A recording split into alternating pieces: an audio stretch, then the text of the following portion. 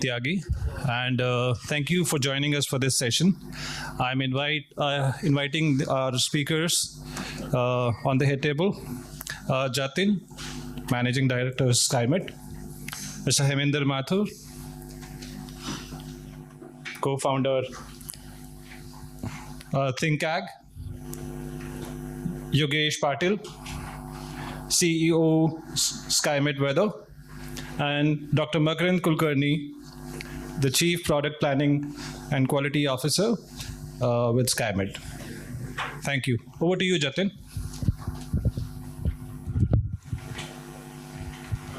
You can take this. Oh, yes. You can. He's go. Yes. I actually.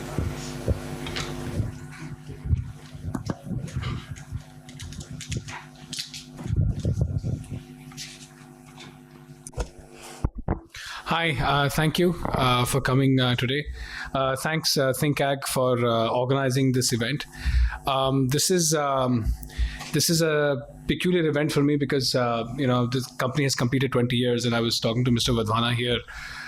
Me, my father, and Mr. Kiran Vadhwana had gone exploring agtech for sugar industry 25 years ago. I remember making multiple trips to West UP to figure out how could we use computing to generate more data.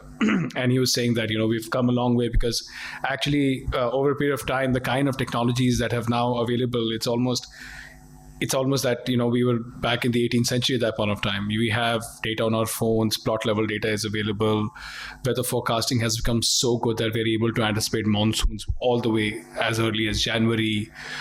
Financial products have become better. Weather-based crop insurance has scaled. Pradhan Mantri Fasal Bima Yojana is here. Yet, despite if you take a time frame of 20-25 years, yet solutions are far from perfect. Yet the argument is that the farmer is either not getting value or not paying for it, and the government is struggling for it, and everybody's trying to build an ag stack. Whereas I guess that it is the function of, and I say this as I completed my 46th year recently, of young people to be, impatient and as if nothing has happened. But when I was talking to Mr. Vadhwana, I realized a lot has actually happened, at least on an enterprise level, both from an opportunity in agriculture as well as managing peril and risks. Nothing should come as a surprise anymore, or at least the time frame of that surprise is definitely wide. And then there are a lot of things that could be done. It is just a comment I had before I started this. Before what I say comes across as a company pitch, which it is, but nonetheless, it is preceded by a very human experience, at least for my life. My father is also in a similar kind of business. He'll be turning 79 this year, and he's been doing this for almost 50 years now. And I see that step by step, how things have gotten better. But Indian agriculture is very challenging. Agriculture is challenging, and Indian agriculture especially is very challenging.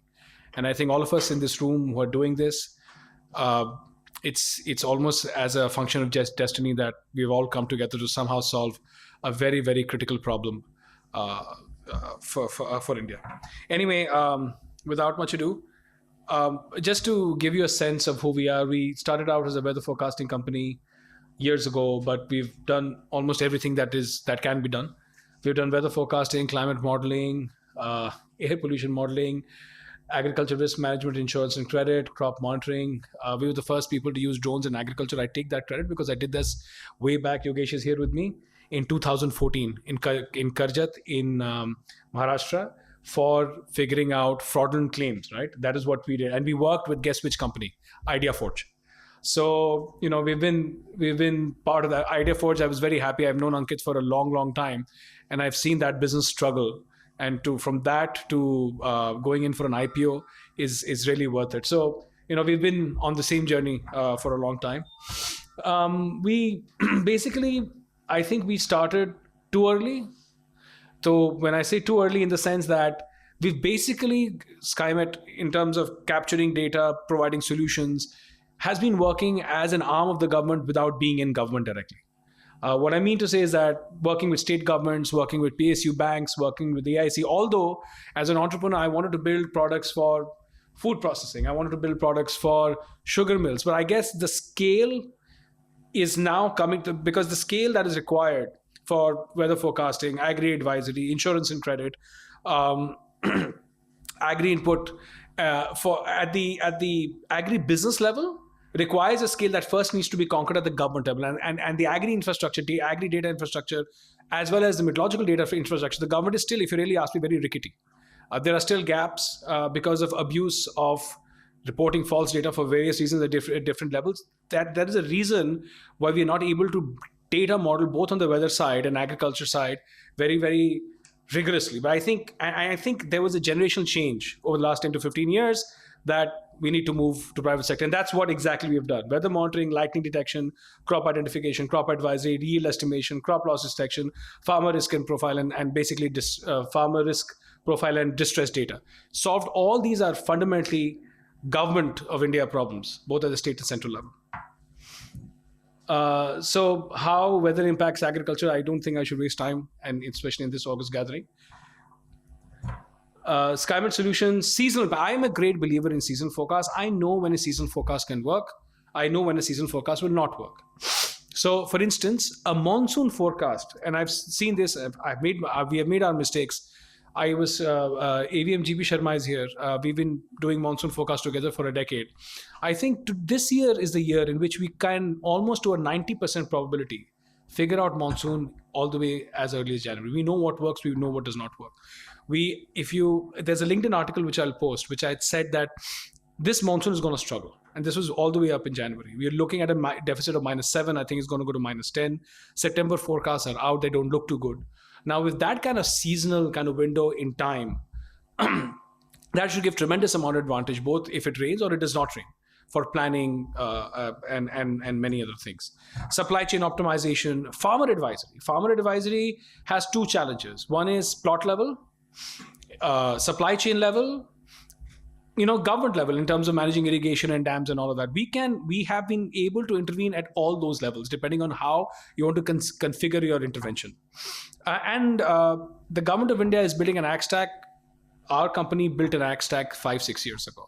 We have the largest hoard of land record data in this country, which is overlaid with satellite data, with weather data, with irrigation data, with power line data, with market data, you name it. And we've had it for a long. Our ag stack, we've had meetings with the government, and I kind of also know where the government of India ag stack might struggle is in the consolidation and standardization of land records. We are very good at that.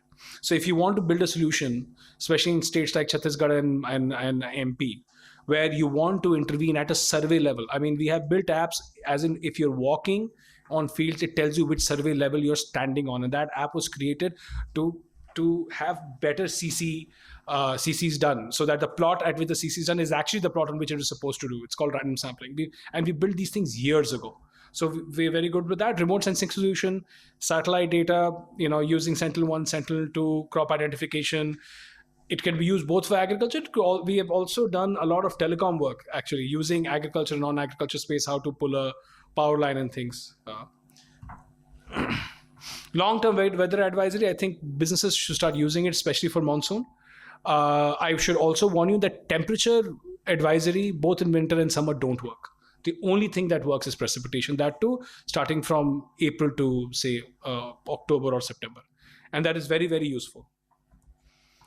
This is a monsoon forecast that we issued in May, below normal, and it seems to be going in that direction. August, we said that there was a 60% chance of below normal. Well, the jury's out. It is not going to be a good August. It's probably going to be the worst August since 1899, even. Yeah, one of the worst Augusts in the history of monsoons. And we expect September also to be relatively below normal in all the probabilities. And if you have August and September that are going to go below, this monsoon is either going to be a below normal monsoon or edging on drought. That's what we think, until something substantially changes. But right now, it doesn't look too good. In supply chain, precise information on rainfall, temperature, for planning and development, placement of products at the right time, and better liquidation of stocks is something that we can definitely help you in doing. Weather-based farm advisory, I've done it multiple times. There's something that we built, which is an AI-enabled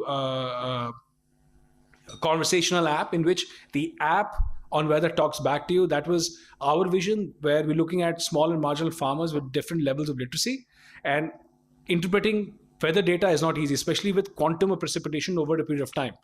हल्की बारिश, भारी बारिश या सूखा, symbols में क्या समझे आपने क्या नहीं समझा.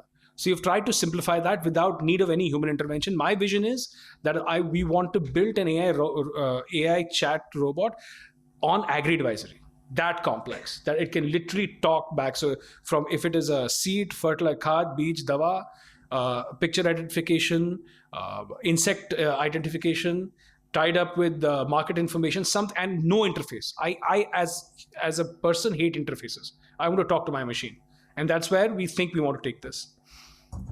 This is the API this is the app. It's Skymet Weather App. It's on Android right now. It's absolutely free of cost.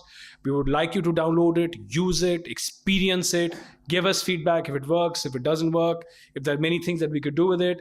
I think this needs to be taken out. It's absolutely free of cost. The app itself is absolutely free of cost. Please introduce it to as many farmer groups as you can. It's got a very good, it talks back, and it's got a very good 15-day forecast.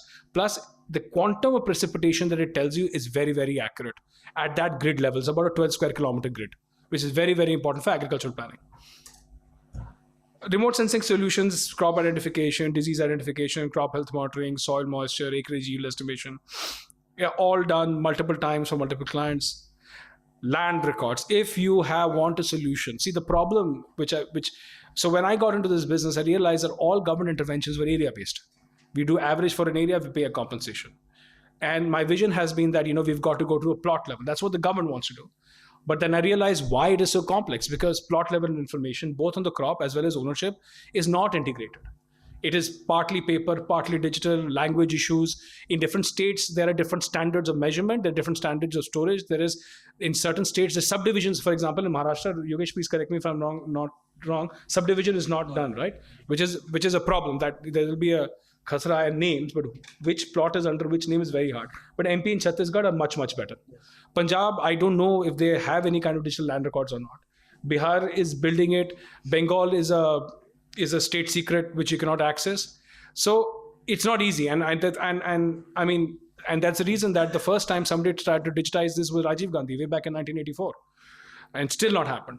But we somehow, by sensor have somehow been able to manage. Crop yield estimation, we have done it multiple times for both major crops as well as minor crops. Part of the MNCFC, we've been working with MNCFC for almost now 7 years, trying to figure out this problem. All these sowing and harvesting progressions. Yield estimation using various methods. The government has come up with 5 methods, from crop health factor to physical factors. There are multiple ways of coming to a number. You could even do, on larger field crops, you could do simple regression equations and put it weather, and you come for stable crops, well irrigated crops. It becomes slightly easier. Crop health monitoring is becoming very, very important through the life cycle of the plant, especially when there is before monsoon, field preparation, through the plant cycle, post-harvest losses, and at different times, depending on either precipitation or pest attack, it's somewhat of a dynamic picture is made. So, we've done this multiple times. Flood inundation. We are very good at flood inundation. We have been, because of our meteorological background, we have a program that runs. We have physical maps at a very high resolution. We worked on government projects. It's something that we're even trying to crack with Google, to be able to do inundation and flooding forecast information in real time. Soil organic carbon monitoring is something in our new nature-based solutions business that we've also started doing, to branch out to new parameters that are being tracked. Soil moisture, of course, we were able to do. Stubble burning, we've worked on various products for this. Plantation monitoring. This is I think is a banana plantation. Banana drone. This is a drone-based. This is basically a satellite as well as a satellite and a drone picture of the same spot, and trying to figure out the extent of damage in a banana plantation. Weather, of course, I feel is a ramban in a way, if it is used effectively to minimize losses. Cheapest, simplest, fastest. instances of crop failure, safe costs on judicious use of inputs, both from irrigation as well as spraying, is something that can be managed. Instant loss intimation. See, one of the very powerful tools that this country has had, at least I have had since last 8 years. Countries had probably for 10 years, lightning data. Lightning is India's single biggest natural killer. Lightning data is free of cost. Lightning data and thunderstorm data is available at a centimeter level, both from a loss of life, property, and an agricultural, say a thunderstorm or a flood or whatever. It can literally be pinpointed if you're looking for it, if you're saving that data, if you're contextualizing that data. I don't know why it is not used. If you download our app, you will get a lightning and thunderstorm alert about 20 minutes before the lightning strikes. If I had more lightning sensors, I could make it faster, quicker, and more accurate. But I feel that if you basically fuse radar and lightning data, then the post-facto analysis of precipitation at a centimeter level, I'm not even talking about plot level, becomes very, very accurate. And also, you can see these things coming in more from a disaster management perspective as the thunderstorm is happening. For example, if Himachal rainfall is happening, or one, you can see it 2-3 days in advance. Two, you can see it near real time. So the warnings can be to this house, to this hut, to this valley. And those things have been there for a long, long time. And you can obviously do, for example, the 15-day forecast that I showed, that you can plan day-to-day operations. If Maharashtra is not going to see any significant rainfall for the 10-15 days, it's better that the farmers know now. We've worked with all and sundry state, various aid organizations, various trusts, state governments, Maharashtra, Rajasthan, Nagaland, Karnataka. We've worked with corporates. We've definitely done a lot of work in crop insurance, ICICI Lombard, HDFC, Ergo, IFCO, Tokyo. Banks, we are pioneers in banks. Started way back in 2017 in digitization of KCC, and we worked with food processors and commodity trading companies. Thank you.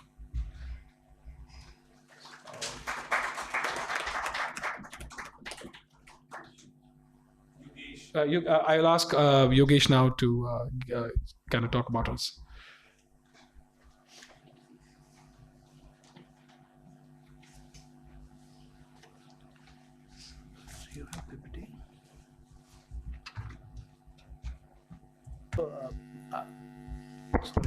Sorry. So I'm here just to talk on impact of climate change on agriculture. So you all are expert. I am not going to show some boring slides which will be just telling that this will happen, this will happen. So let's go. When we talk about climate is not studied like it's making some sound. Climate is not studied like just weather. We need to create some indices through climate. So one indice generally used is this is for how the monsoon is right now, not just in terms of rainfall, but we can create some index SPI. So you can see the red part is very bad, the blue part in terms of rainfall, the blue part is very wet. So you can see, and next is SPEI, where evaporation is also considered, means how much of rainfall which has fallen down has gone back to the atmosphere. So you can see this in spite of very heavy rainfall or flooding like situation in UP and all which we showed, that part is already has become red. So right now the particular monsoon situation is very bad. We can do forecasting of it also in advance. I'll show that is my last slide, how we can do forecasting SPI, SPA and all those things. So next let's move to climate change. So what is climate change? These are long-term alterations to Earth's climate. So we all know what's that. It's change in temperature or rise in sea level rise, precipitation, and so many things that we all know. Greenhouse gases are increasing, salinity of oceans are changing, and multiple blah blah blah. So everybody is now expert in that domain, basically what happens in climate change. But who is really responsible like climate change? So that Earth is asking you human, you are responsible. So if you see our scale, we are very tiny. So the person is thinking really I am responsible for climate change, whether I am so powerful, whether I am so big. So we will get the answer in coming slides. Ki why is it? Which are there some? So that was thinking, yeah, climate is changing by itself. So then I just put that sorry, I thought it changed by its own.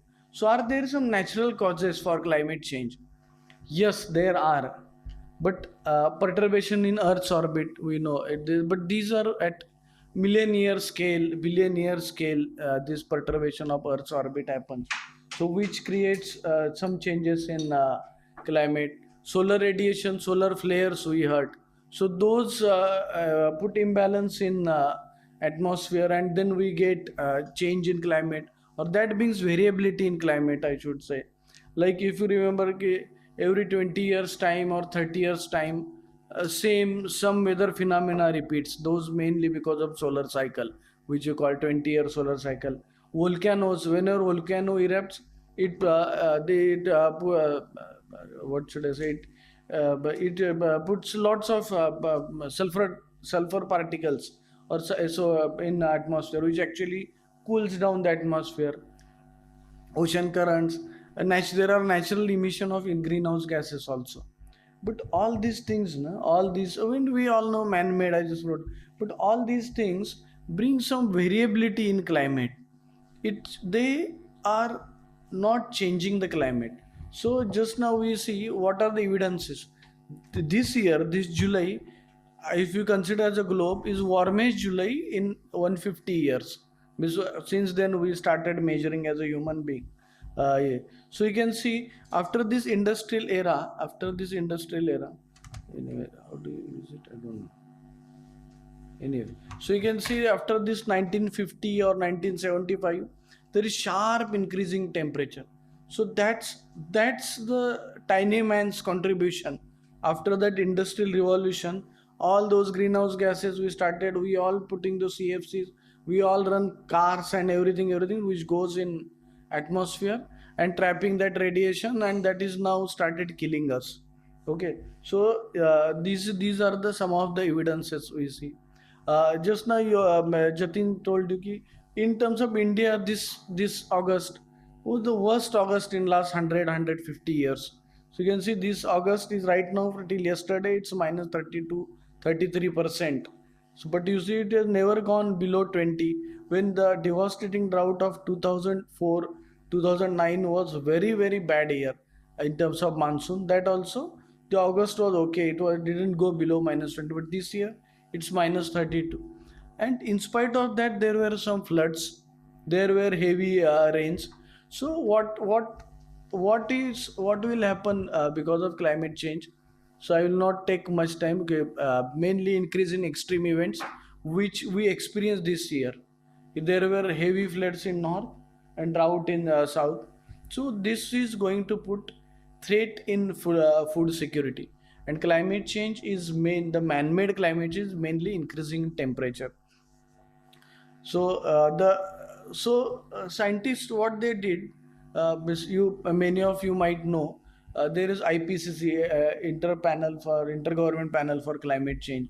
The scientists in that they started some experiments which we call pathways. They run climate model for next 100 years, 200 years, by considering the human will learn something from background and they will stop emission.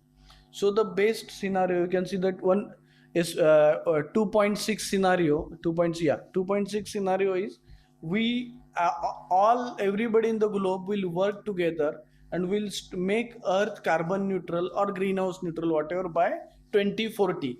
So if this happens, the column tells us ki, still what is the frequency of heavy rains. So you can see those are increasing. Next is optimistic scenario that many countries can't. So the emissions will cut down by 2100. So that is called as 4.5 scenario. So in that also you can see India is going to suffer. So the blue part means the increasing heavy rainfall events basically. Those are categorized in heavy, very heavy, extreme heavy, whatever the definitions are. And third is we will not listen to anything. We will keep on continuing. The climate emissions will might subside by 2200 something. So you can see if that happens, we'll be getting very, very extreme heavy events. So we have to learn something based on that.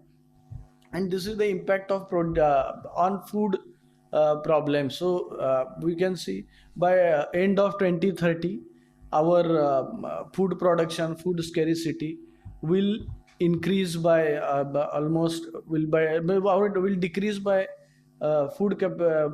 capacity will decrease by 15 to 20%, and we might lose 7 billion. So there are some reports from the reports just I have taken. Okay. So and I written also the most that the first impact will be on agriculture, because that is very, very sensitive for weather. It's one is risky and very sensitive. Dependent sector on weather, first dependent is agriculture, then all next come. So these are the impact of climate change on agriculture. Everything the problem. Now we are writing we helping insurance product for cattle. If temperature increases, the milking capacity of cattle reduces. So we are trying to bring a insurance product for that, for particular May and June, if temperature increases. So all these mitigation things also we have to think for each and every part. So these are high temperature impacts on food or the fruits. You can see these burning, the stale, whatever, all this in all type of food. I had many other also, but I just put this. The low temperature, if that increases, we know okay, entire thing burns. If the temperature goes below 4 degrees, the tomato cracks. You cannot grow tomatoes, berries. So multiple things are there. So I just wanted to show this slide. What is the impact on yield if temperature increases? So rice, for optimum temperature for rice crop is 25 degrees. So and if the temperature goes above 36, it will not sustain. So but the crop might burn, or the phenological growth of crop will stop after 10-15 days. That, and yield is around 7 to 8 tons roughly for optimum. And if the temperature increases by 2-3 degrees, 28 degrees, the production will go by 6 degree tons per hectare. And if goes the percentage decrease, if it goes about 32 degrees Celsius or above that, the 50% of production of rice will go down. Or even the you can see the dry bean, if the temperature goes above 32, we will not able to grow that particular crop.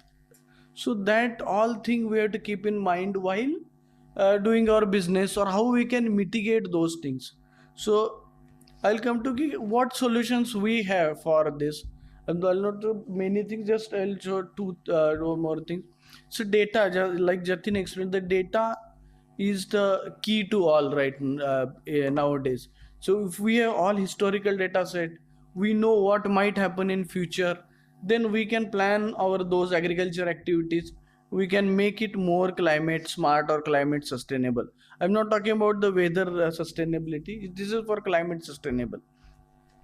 So we have, you see, suppose we have one product which we call Weathermind, where last 56 it's on 1971 onwards, we have all data set of those parameters: temperature, humidity, rainfall, and winds at all those locations. This is I just zoomed in. So you can see if you want your crop has some particular requirement of rainfall, you can study okay whether that crop is possible in that area. So that study you can do using this data set. You can select those just time series time period, and this is a fingertips. There are filters we have given. You just select these are my crop requirements, whether that is possible or not, where to grow, when to grow, and all those things. So if you are I read in some years back in newspaper, olive plantation was done in Rajasthan. The plant grew very nice, but there was no flowering, then no fruits, and that was mainly happened because for flowering that plant requires, I think, 10-15 days temperature should be below 4 degrees Celsius continuously for 15 days. That don't happen in that area. Otherwise, rest all situations are all right. and then all that became waste, bringing new plant and all. So these type analysis you can do in this, if you have data set or like data set what we have. And second, how we can use it. Suppose I took tomato example. This was in news for last almost 1 to 3 months. It was there. Okay, price increased and all. So if I want to grow tomato, where I can grow tomato? Where tomato, the cultivation temperature, the range is 15 to 27 degrees, 21 to 30 degrees is the. I don't know what on anyway. Something. So if I want to grow tomato, you can see the temperature are in this range here in 20 central part of India. In central part of India, here the range is here, and it is a 2-3 months crop. So your temperature should not increase when you approach to summer. So if in January, if you see, you can grow almost entire India. You can sow, plant will come, but ultimately if it will die if you sow it here, because the temperatures by March will go about 20 to 30 degrees Celsius. So you can choose your regions very wisely using this data set. That's my thing. So you can use our climatic data set what we have, the product. Another product we created with Terry, the Terry organization. So we took those all future climate projections, and just to click, you select your filter. Okay, next 2-3 years I want to do these things, or this is my 1 decade plan, because climate plans are decadal. So where I can start those things.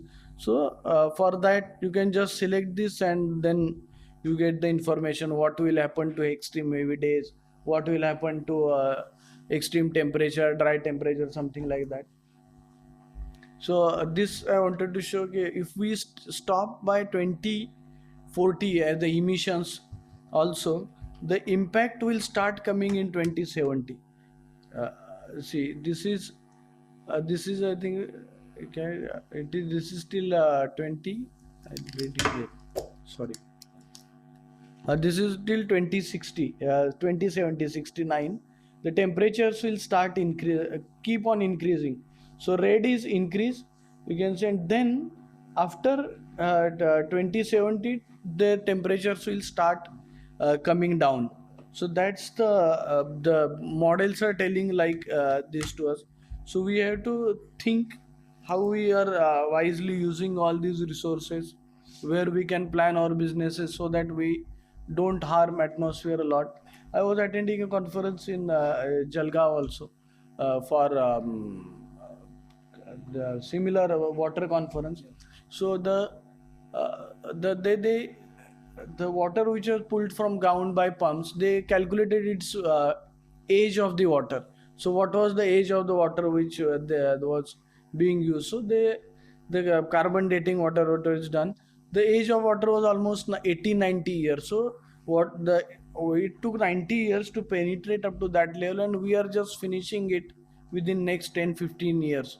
So we have to be very careful for all this sustainability towards climate, not just towards weather. And this is our expected finish by monsoon. So you can see almost the entire monsoon is towards reddish color. So it, as Jatin said, it is ending towards below normal or drought. So I'm stopping here. Any questions we can take? Thank you. Okay. So Yogesh.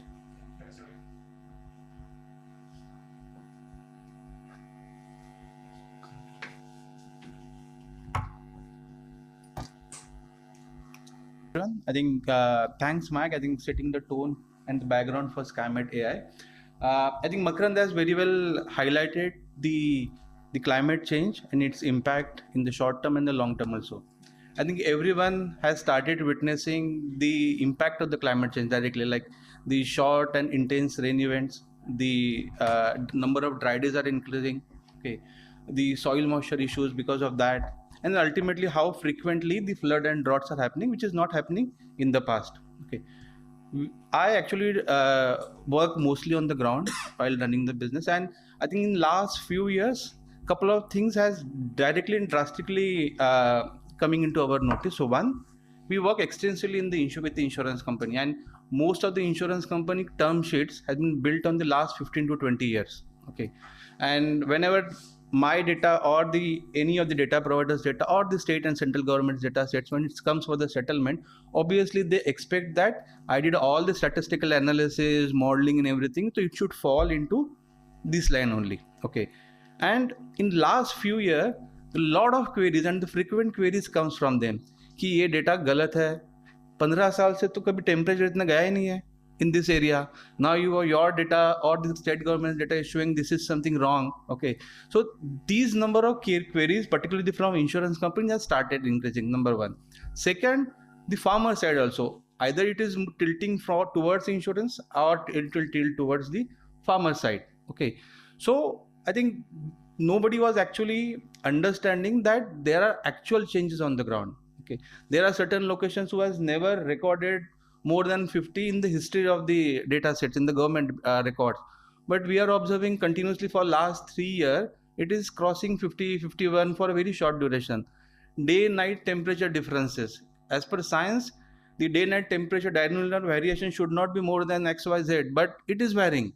Okay, so there is no scientific base for it, and then this is something we internally discuss. Now there is a time that we should keep and make the people aware on how dynamically this data is changing.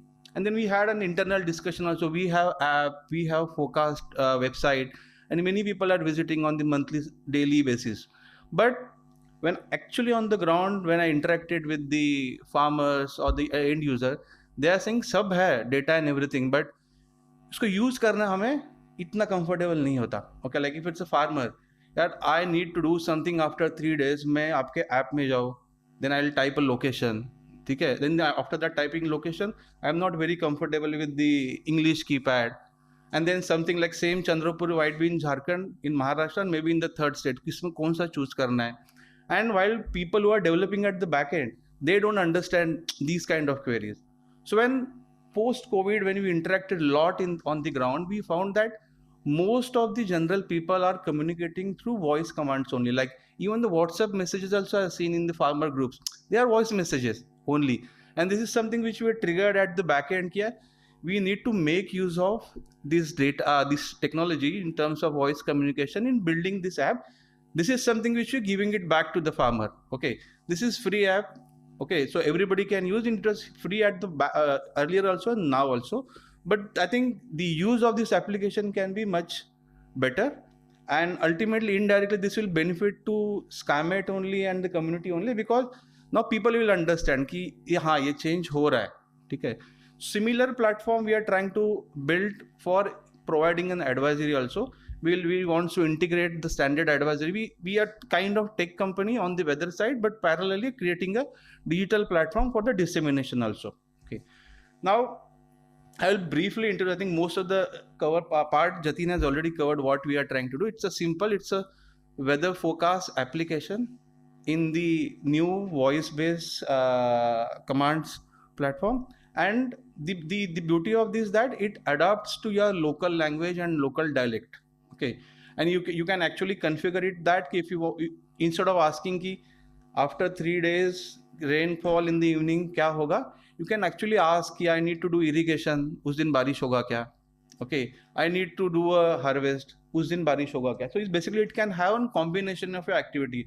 I want to travel from Delhi to Gurgaon, उसके बीच में बारिश होगा क्या? So we basically trying to improve on like combining your daily activity or plans with the weather. So it's a kind of voice assistant for your weather. So I'll very briefly walk you through on this. This has already been launched and people have started using it. This is something is the first version of this application, and it's a self-learning platform. Okay, we already launched in the 3 languages right now. Obviously the one is English, Hindi, and third one is Marathi. Marathi is primarily because we have the maximum density of stations in Maharashtra, and a lot of active users are there. So we thought that we'll go with the Marathi first, and then we have plans for Kannada, then Tamil, and then Bengal, and I think Assamese. So why need? I think is same like the people who are in the city, obviously for safety preparedness, because we work on the B2B space also.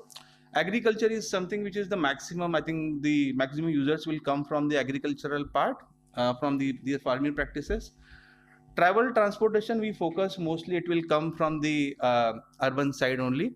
And these sectors which we chose is basically the historical way the people interact with the Skymet app and the Skymet portal.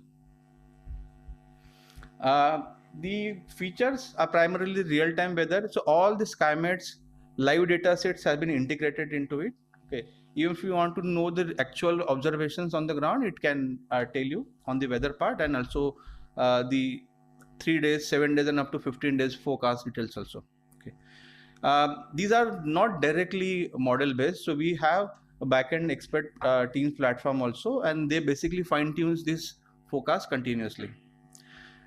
Interface is something which we started with. It has to be very easy to use. Once you open the app, very prominent mic icon is there. You just have to click that, and it will automatically start working. We are actually trying to integrate something which without opening app also, if you can able to use it, but still it's planned into the second phase. Yeah. So I'll have a small demo which we ran before coming to this event. Yeah, to just give you an idea.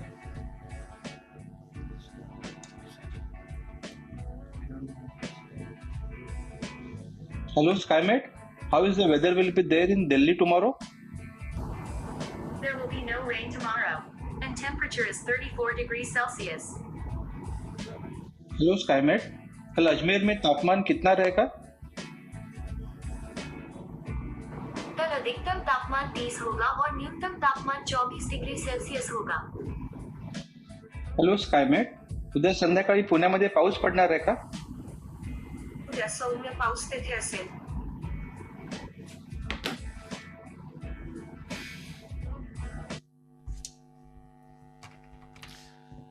So I think the basic idea is that ki make this weather accessible to every person in this country in their own language, and we ultimately to make them aware that yes, it is changing and they should act and they take the decision based on it.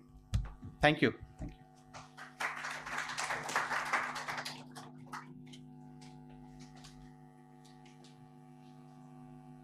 I would like Mr. Martha to speak. You want to I'll do it from here. Okay. No, first of all, thanks everyone for coming to this event. On behalf of ThinkAg and Skymet, I welcome you all. Clearly, I think a lot has been shared, and the idea of this event is to, trigger discussion, share insights, and that's why the rest of the session we want to be very, very interactive.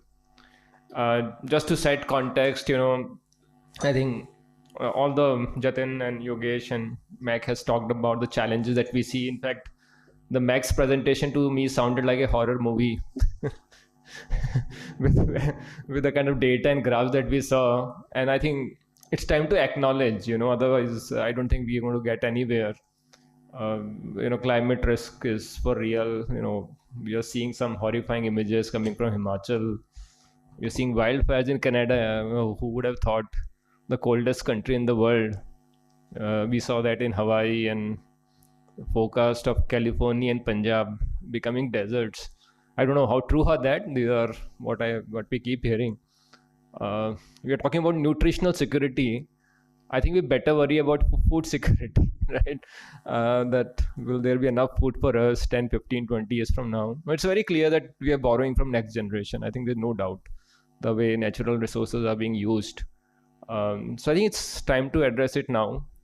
Of course, all the sectors are impacted by climate, but I think one of the most adversely impacted sector is agriculture. No question about it.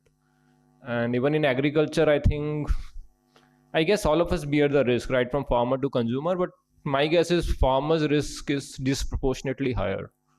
For someone who's earning 1.5 lakhs on an average, the farmer is at risk. We won't see farmers in the field if this continues. Who's going to do farming? I was in Eastern UP in a place called Devaria at the time of, I think, mid-June and June, when the transplanting of paddy starts. I was shocked there was not a single farmer in the field because there was no rains. So, this is the status. We talk all things about climate, sitting in conferences, but when you go to ground, you look at the gravity of solution. And then I asked what farmer do. So people who were with me said ki half of them have migrated.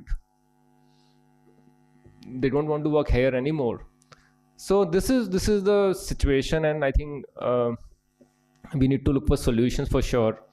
So that's where we want to have this discussion around this. I think that, of course, it's an open discussion. The way I would like to structure it, I think the first and the foremost part, we have all the ecosystem players in the room today, startups, agri-businesses, foundations, multilaterals.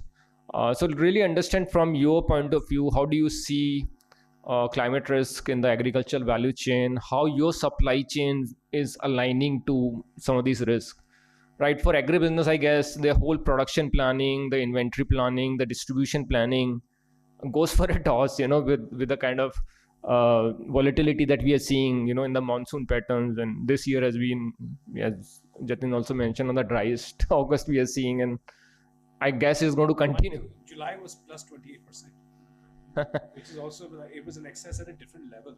Right. Then August is going down to minus 40% or so. And you had June that was at minus 10%. Look at the yo-yo that you quantum of rainfall. So generally what used to happen in general, the monsoon used to be somewhat evenly distributed. If July was in a certain way, you could expect August to be in a certain way. And there was a rhythm to it, even in drought years. Now it's like you have, so for instance, the country would have been better prepared for a dry season if July had failed. But the problem is, psychologically, I don't think it has set in. I think they will, distress will start seeping in. A lot of you from agribusiness, by mid-September or so. This reminds me of 2009, that after the initial burst, nothing really happened. And also it is the nature of government not to alarm. But anyway, that's a different story. But, so how people have planned historically during monsoon needs to, there is no template left. Yeah, so basically you want to throw it open. How do you see this value chains evolving in sync with what we see, and how your businesses are preparing for it? Another important question, what is in it for farmer? I know they understand the risk and challenges, but do they know the solutions? Role of the ecosystem to drive the solution adaptation. And I think that is so critical. Of course, I am also a big advocate of agri-tech, but having said that, not more than 10-15% farmers have adopted any sort of agri-tech solutions. It could be awareness, it could be affordability, it could be accessibility. So I think that is a core question, especially for a country like us, where majority of farmers is small and marginal.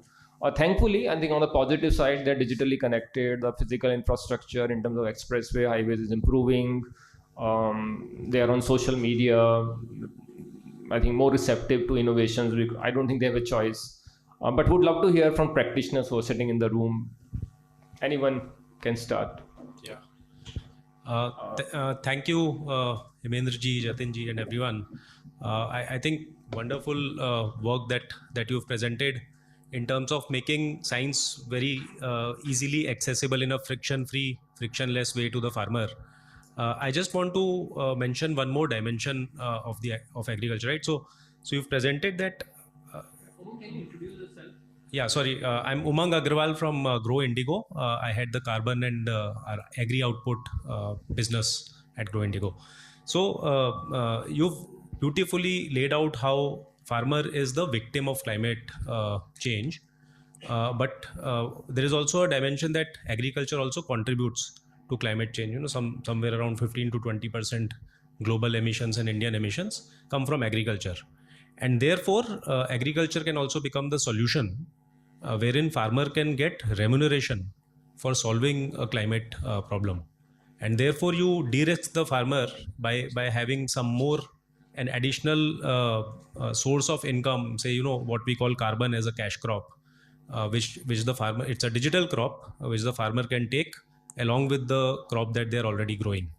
And I think with the work that you are doing, I see a lot of synergies in how this can amplify a lot of work happening in the carbon space as well. Particularly with your work in soil carbon and When Mac is working with something new that we've started. It's We have started on this.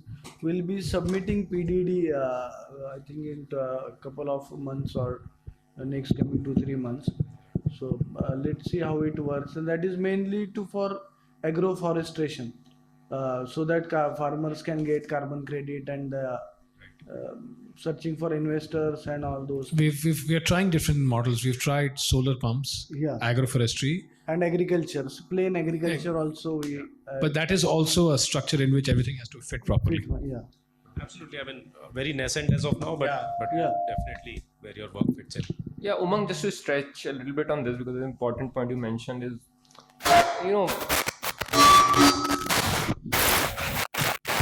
in terms of carbon trades, when are we going to see that happening to scale?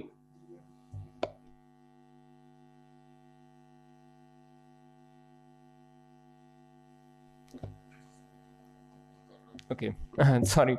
So my question was to you, Umang, because we are talking carbon trades and definitely a very promising area, hopefully to compensate farmers for the practices they adopt. But how far especially for an Indian farmer, when the first 10,000 farmers or 100,000 farmers are going to see that carbon trade coming them as a monetary benefit, how far are we from that? There are multiple frameworks. Government is coming up with an India-specific framework.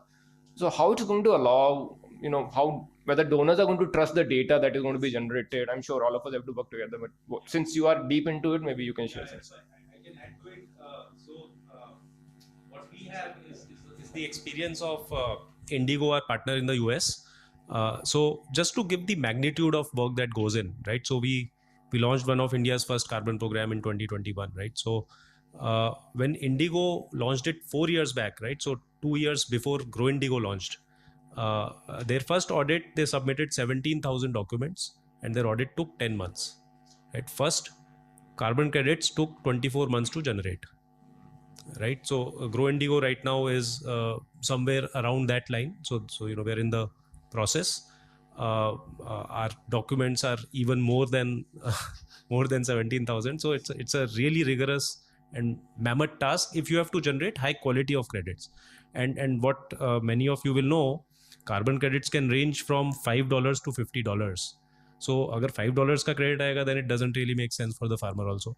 But if it is upward of $20, then it really begins to make some benefit to the farmer, where at least you are matching the amount that is coming through Kisan Samman Nidhi, right? So another tranche of cash that goes to the farmer.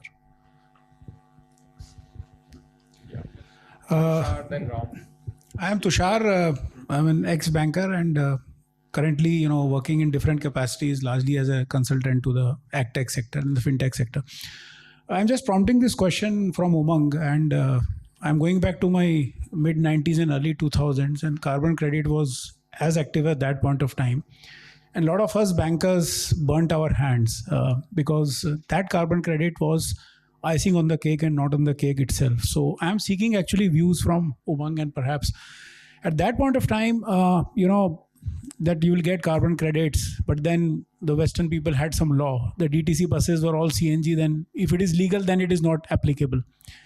Do we see that kind of foreseeable situation happening from a farmer's perspective? Because farmers is slightly different. We are looking at giving back to the farmer as a perspective. And if you look at State Bank of India in mid-90s and all that, and if somebody can tell you those days, he will horrendously speak about carbon credits, and I've gone through carbon trading in early, days, Rewa car, and, today it's a part of electric vehicles. My suspicion is maybe not, because the climate dimension and, all that is adding up. It has got a bearing on the finance and the insurance industry. So any comments, Umang, if you get where I'm coming from, because it was very serious at that point of time, highly misunderstood, and after a couple of years, people were talking all ill about carbons because a lot of air was shown, but it didn't happen the way. And my view is it was shown as a cake, not an icing on the cake.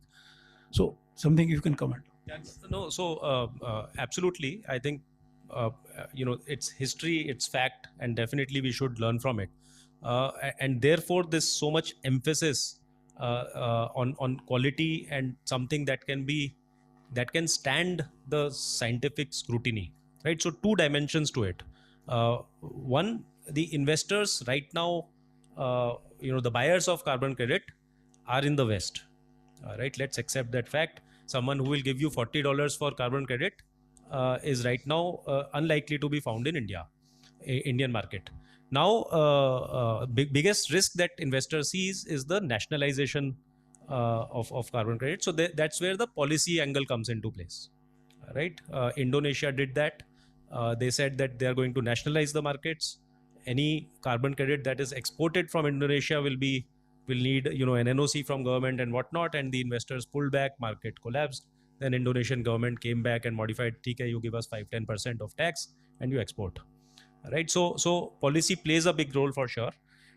Other dimension to it is existing laws, right? So a very tangible example that I can give is crop residue burning ban in Haryana and Punjab, right?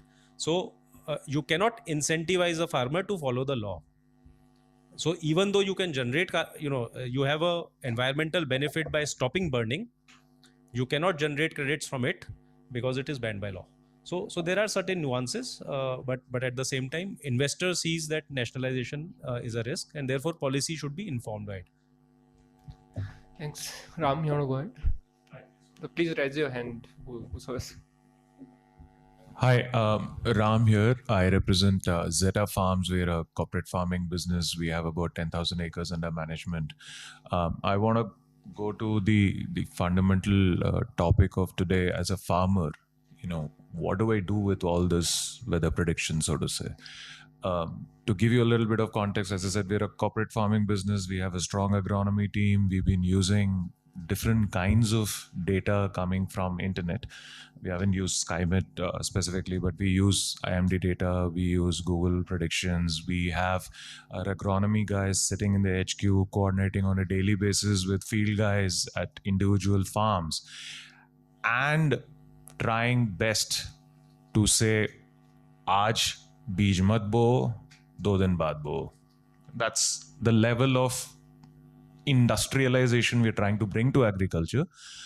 But the fact remains that because the weather prediction is nearly impossible, half the places where we are, doing cultivation, weather has had, resulted in chaos. Rainy sky to is bar pakka gir raha hai. And it varies from 20% down to 50% down to even worse in certain cases. So I'm just trying to understand that, whether it is Skymet or something else, how will the weather prediction, are you saying the weather prediction will become so much better that farmer will be able to recover the yield? Or will it only, help the insurance companies in predicting better ki yaar mere ko apna premium badhana hai, so that, my outflows kind of go down? I'm talking from a very tactical. According to me, the solution is here, use it. Okay, see, if you go to the app, not the website so far, it gives you a very good quantum of rainfall. It is updated twice a day. Okay, and rainfall, see, I'll tell you what the challenge is. As a meteorologist, I can see rain. The problem is the plot level rainfall. That is where it starts. The weather forecast, that's why the website forecast is very general. वो cloud, sun, rain type दिखा देगा, thunderstorm दिखा देगा. That's what I meant, that मैं क्या करूं, इसका बारिश होगी, अब कितनी बारिश होगी, हवा के साथ होगी, बिजली के साथ होगी, डाउनपोर होगा, सुबह होगी, शाम होगी. See, सुबह शाम मैं भी नहीं बता सकता, but I'll tell you, synoptically you can, most rainfall events statistically are late night, early morning events, just as a thumb rule across seasons, but that's something that you can use. But if you use my the weather data on the app, it's very, very good. Okay, please use a 10 to 15 day forecast. You need to make an intuitive relationship with the forecast itself by looking at the forecast, because forecast is about trends that are later quantified on a guess. Okay, but if you are able to anticipate a trend, then you can calibrate a forecast based on your own experience. So for instance, unseasonal rainfall in North India was seen days in advance. It's on my Twitter feed. Heat wave seen days in advance. Bad August seen days in advance, at least at a sub-district level. Days, not 1-2 days, 5, 7, 10, 15 days. You're telling me that information is not useful. I see contextualizing information. You need to start working with people like us. You need to work with a meteorologist. One big problem that has happened is, and that since the late 1990s, weather became about computing. And there is a tribe of people like AVM Sharma here who are synopticians, who interpret the weather for you. Now that link is gone. So you're not able to figure out I'll give you a simple example. Yesterday somebody called me saying, yesterday the skies in Delhi were grey. It looked overcast. You would intuitively think it was going to be raining in a couple of hours. But the fact was that there was no system there. There was no synoptic system there. There was only low clouds and it was humid. And there was some wedding event that somebody wanted to do. And they said, and this person asked me 4 days ago. I said, yesterday was 22nd, 23rd? 25th. I said कि ये आपके यहाँ बारिश नहीं होगी. Then he called me 3 times. Said नहीं होगी यार, और मुझे कुछ दिख भी नहीं रहा. So 7 out of 10 times, and this is on a Siddharth JP hotel, which is like a point forecast, right? 7 out of 10 times it can work. The other problem is people don't want to pay for a weather forecast because they think it is free. And if you free forecast, then you get this only. If I ask for money, I will not pay you. And we will spend 20 years having this argument. So I said, let me give it free of cost. So the fact is that if you use if you create an index and you hire one meteorologist, you might have agronomy team people, and agronomy team people might have done a course in meteorology. Okay, either hire me or hire somebody. I'm telling you, you will use your weather forecast far more effectively. Also invest in weather observations. So you have 10,000 farmers or acres, please invest in AWSs. Keep a long-term series of data sets. What Yogesh was saying, very bizarre things are happening. Central India routinely every summer gets 51, 52 degrees Celsius, which the government then waters down and does not want to publish. It's a fact. Because it creates, the heat index becomes bizarre, or you have massive diurnal variation in coastal places. Like it'll go from, I don't know, late teens to 40 degrees Celsius in a couple of hours. That has also been seen. Now it could be the instrument was bad or what, but it's repeatedly seen. So if you have, and the cost of observation, the rain gauge, Yogesh, about 25,000 rupees? All put together, a working rain gauge, 25,000 rupees. Not like I'm asking you to invest a couple of lakhs. But if you have a network of meteorological stations and you have a weather forecasting system that takes data, regurgitates it, puts in lightning and all, you'll be far, far better off. So Jatin, one related question. So will it be Zeta farms will be putting the weather stations, or will be like with Skymet's better putting the... So We are investing in weather stations. Yourself? Is there potential for private sector? Yeah, they can do both. See, there weather station, there are 2 models. One where you buy the system, the other is you rent it. When you don't have the capital cost and you don't have a maintenance headache, where you only get a data stream, which works out cheaper actually, and you can locate it differently. Plus, you get the forecasting services. Plus, you get lightning, thunderstorm, and all those things. So up to you. Gentleman over there, then Raju sir. Mic दे दीजिए.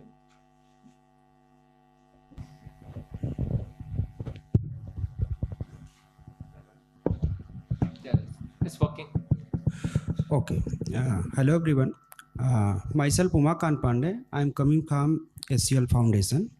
So I'm looking the CSR Corporate Social Responsibility program over there and heading the agriculture vertical. So it is nice insight we have.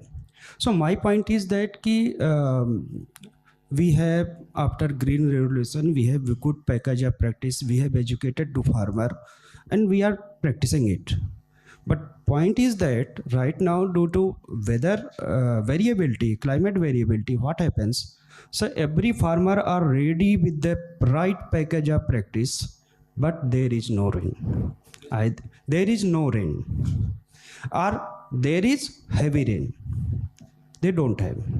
So who is affected directly? Though agriculture is affected, but 80% marginal and ultra poor household are directly affected. So we talk about the food security. Where is food security is going in coming ways? So this is the technology, because the poorest farmer does not afford the technology, and even they don't have access of information.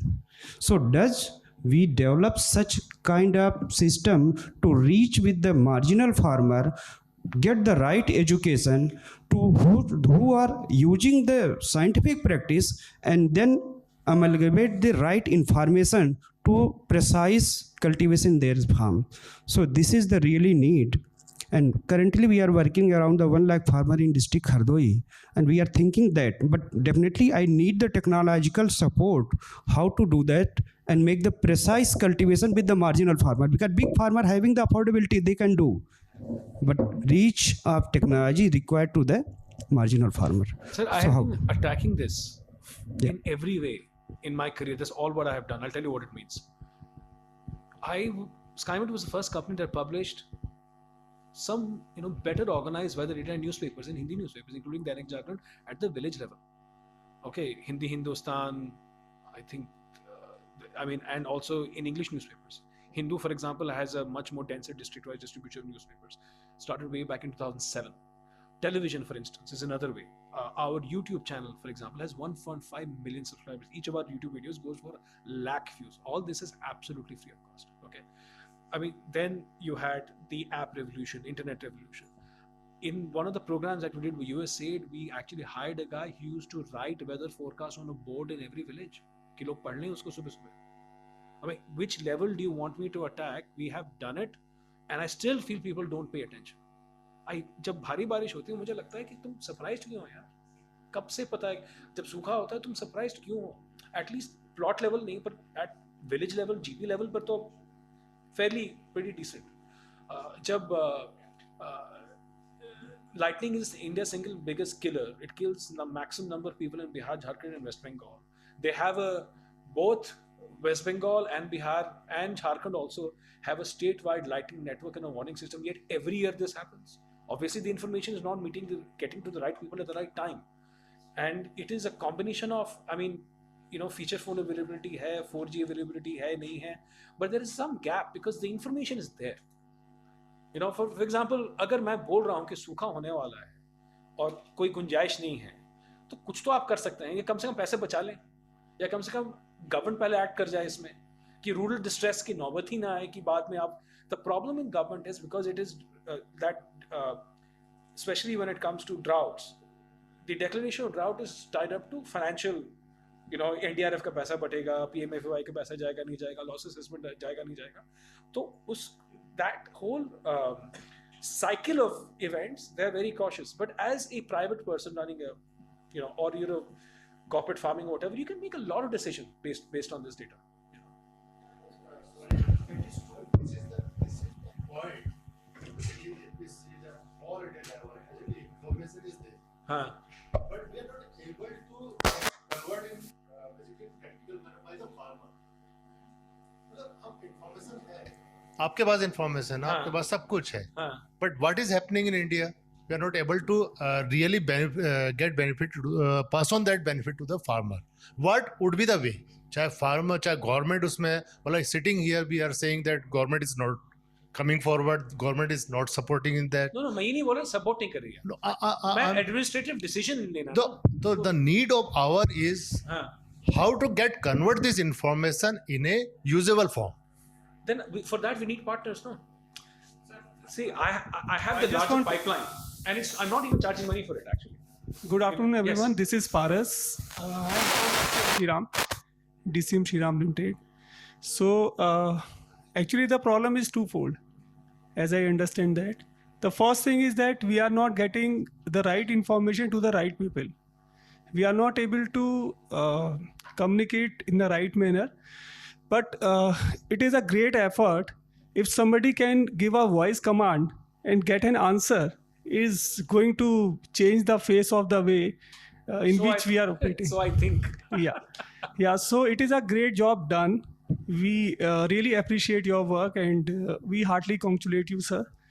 The other part is, I think everyone is in a craving mode, I would say. Let us come together and find a solution. And as a company, DCM Shriram has actually generated a lot of solution. We have our own limitations in terms of our reachability to the larger world.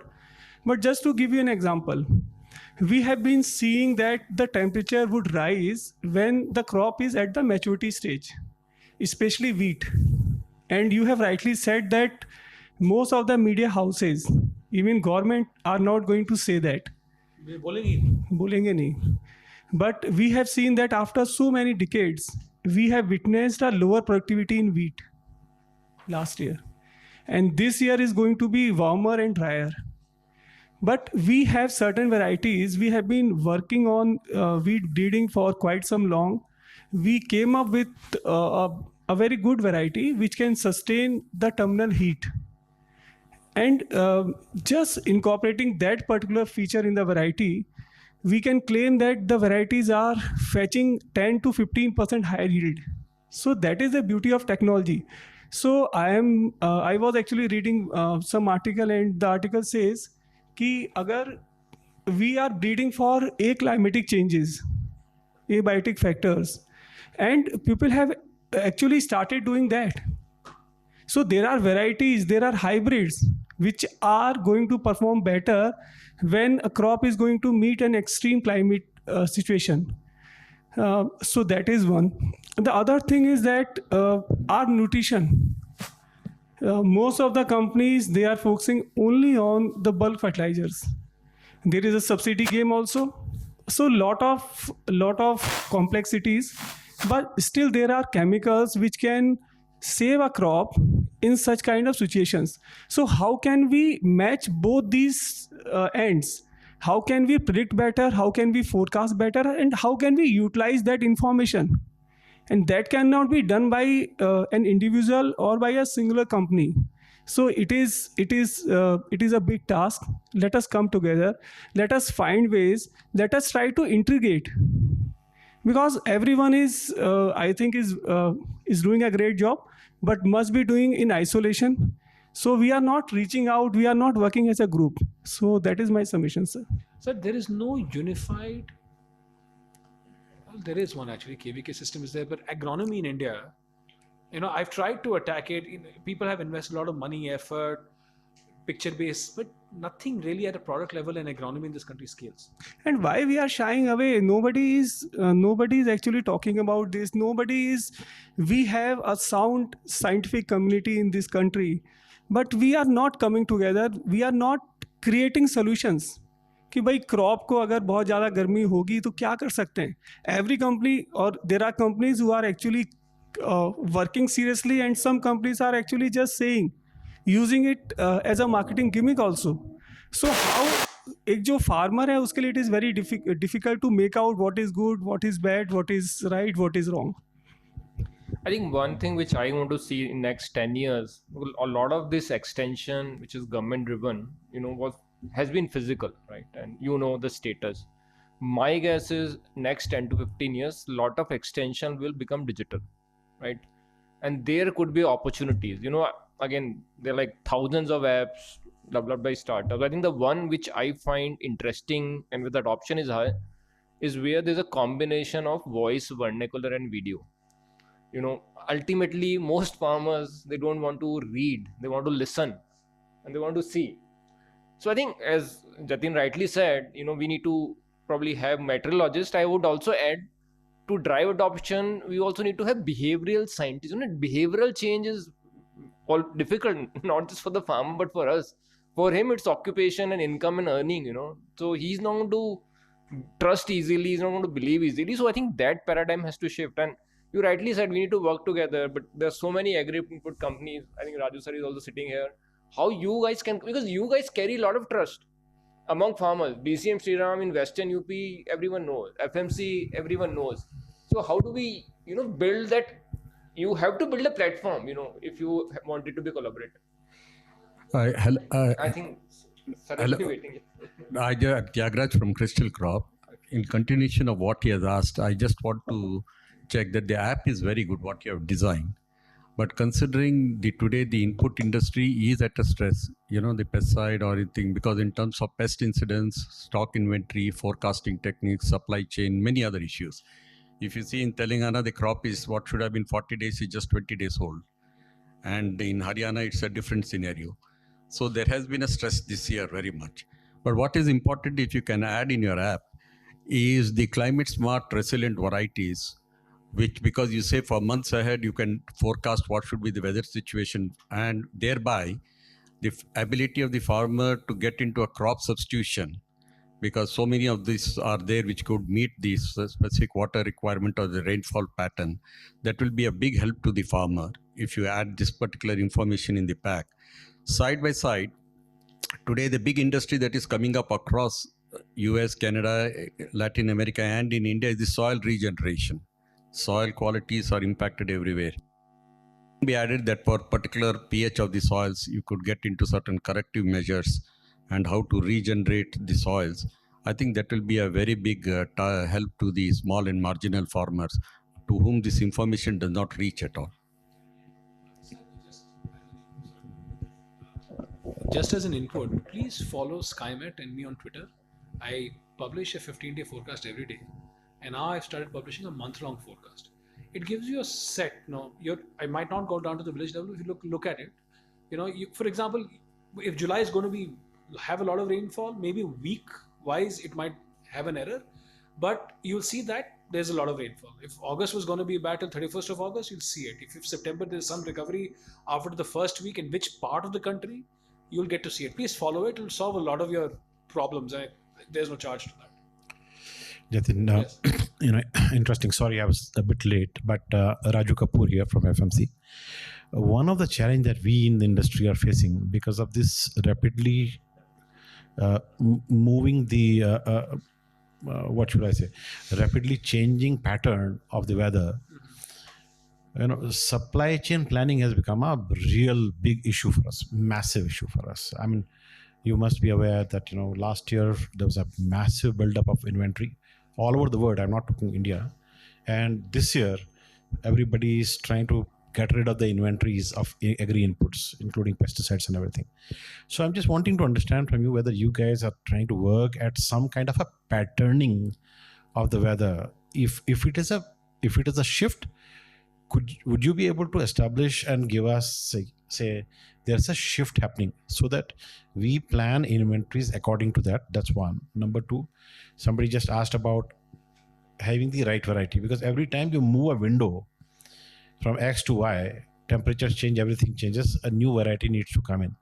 So the entire varietal development program will have to be also aligned to that. So I'm just wondering whether there's a system led by you, because IMD, somehow. Sir, I can I ask a question here? Yeah, please. I'm trying to understand your requirement. So you're looking at long-term climate pattern, or you're looking at monsoon planning? I'm looking at how the crops are going to be sown and how the pest buildup will happen because of certain combination of humidity and temperature together, and which is when we will come in to support the farmer to manage the pests.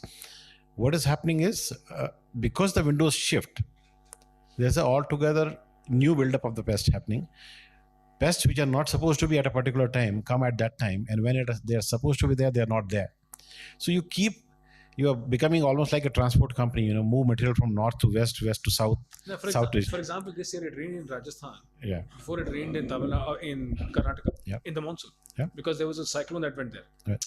So for us to be able to plan our production and inventories and distribution patterns, what we need is slightly more stable, robust database, which would predict saying, okay, this is how this season, let's say if you can talk about Kharif season or a Rabi season or Zaya season, whichever.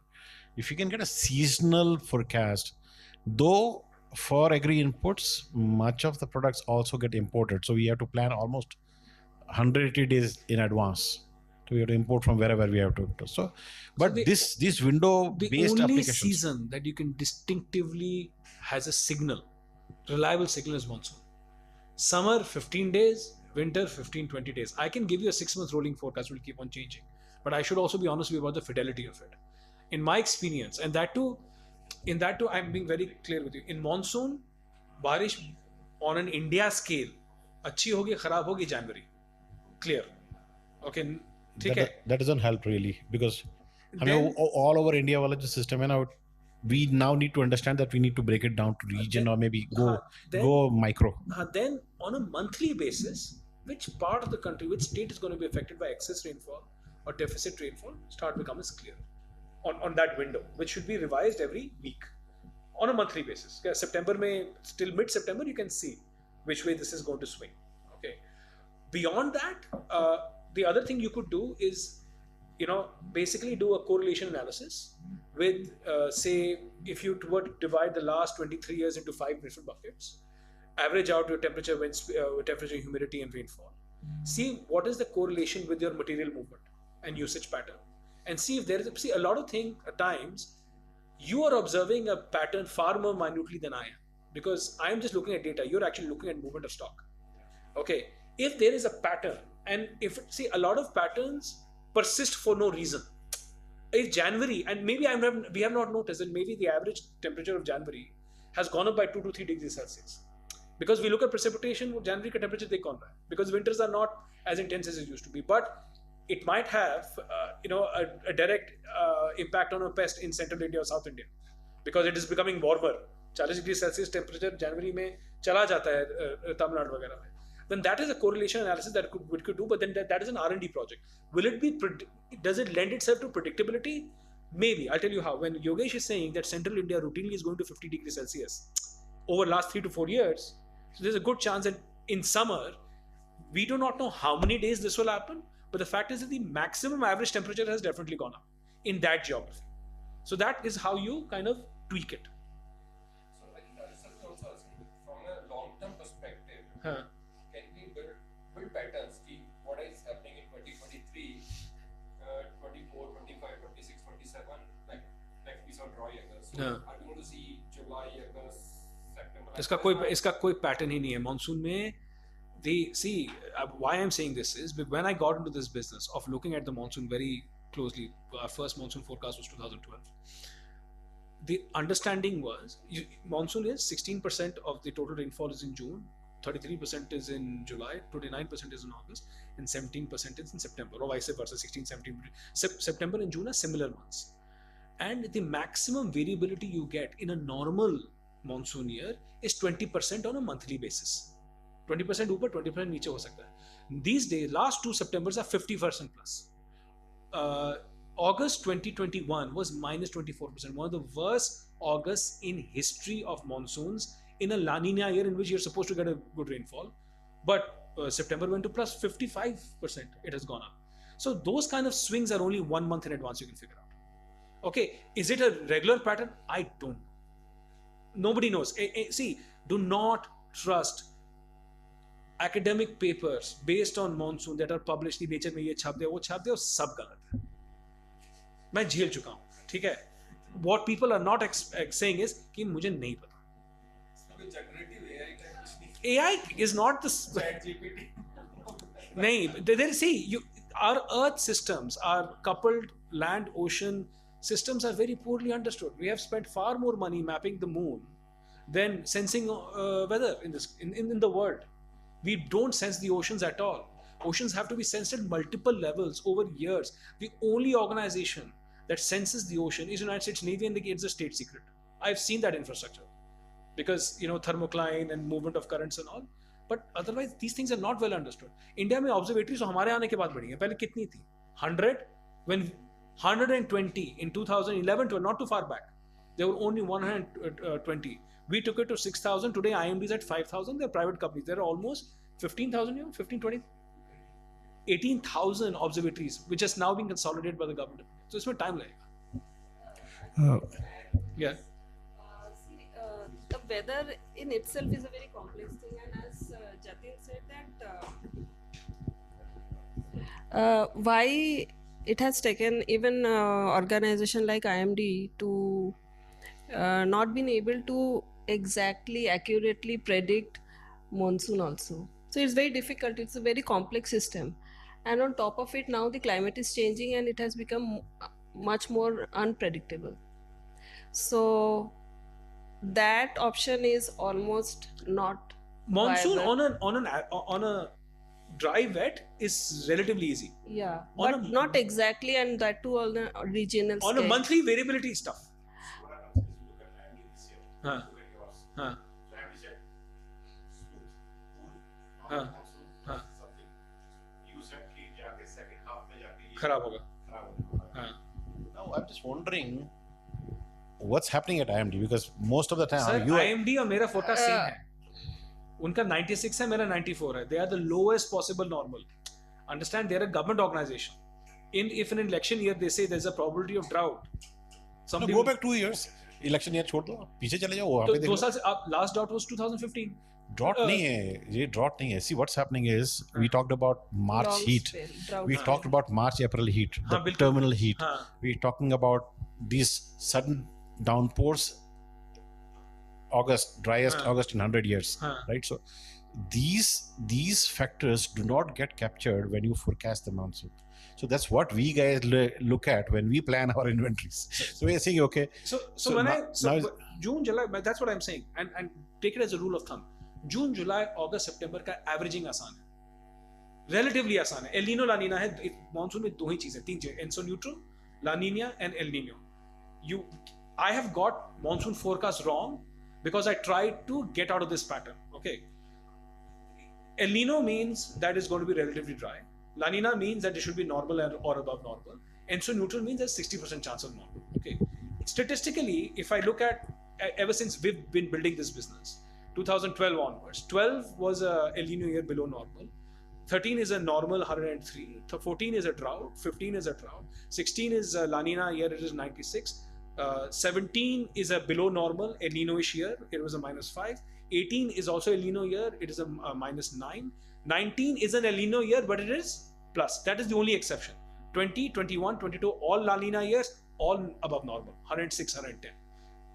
23 El Nino, that is the first, आपको basic and the El Nino and La Nina probabilities are pretty much clear in January. वो pattern बहुत rarely change करता है. Is it possible? I'm Gargi Upadhyay from WWF, from the Sustainable Agriculture Division, and I'm the lead researcher there, and previously I've worked as project managers of low carbon agriculture projects. So few inputs that from my side is that if it is possible for organization like you to predict weather in might be 1 month previous in advance, so companies like his can predict the scenarios. You can build scenarios for yourself, so you can build programs around it, and based on the forecasts you can decide the crops or the varieties that needs to be taken by the farmers, and accordingly the inputs and the pest complex that will generate, and thereby you can forecast your requirements of inputs. So this is one. Regarding like few of previous participants were discussing on the package of practices. He was also discussing about the package of practices that we have generated after the Green Revolution, and after about many years, 40 years, it took 40 years to get into the behavior, to bring in the behavior change of farmers to work as per the Green Revolution, that to bring in green revolution. Now we are going back. We are now saying don't use chemical fertilizers more, you go for organic, and so the package of practices is changing. So so now it will be different, and the climate is also changing, so it will also change.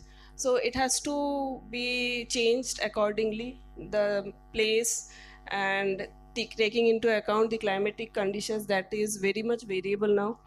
So all those things. So for example, we organizations like us also are looking into the changing of package of practices, well in coordination with KVKs and all.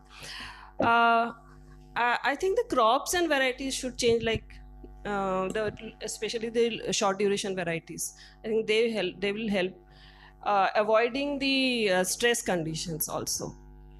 And one thing I've noticed when I worked in the ground, on the ground, is that the farmer community consider themselves as in the receiving end. Instead of that, they should be more aggressive towards it, especially when it concerns about using weather forecasts. They do not use weather forecasts. Like the gentleman was mentioning that somebody was every day we write in the boards in the village level, but nobody cares to see. It has become their habit to be at the receiving end. Okay, when there will be drought, सूखा पड़ेगा, बाढ़ आएगी, पानी बरसेगा during the harvesting season, they will say हमारे वो फसल खराब हो गई. Though the forecast was done about 15 days, 7 days earlier.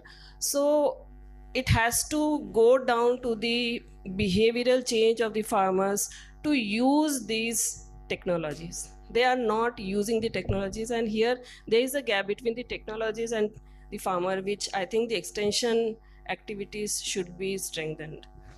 Ma'am, Mr. Vadvana has asked me a question. I just got it on WhatsApp. It's like that, how can we use weather data for better estimates of sugarcane? Sir, the first thing that the sugarcane industry should do is start spending some money on this. And ISMA should allow other people to do it rather than asking us to give presentations and doing it themselves, or at least pretending to. That is my first gripe with the sugar industry. Rest, my climatologist and see, all agtech companies, even government, stays clear of sugar completely.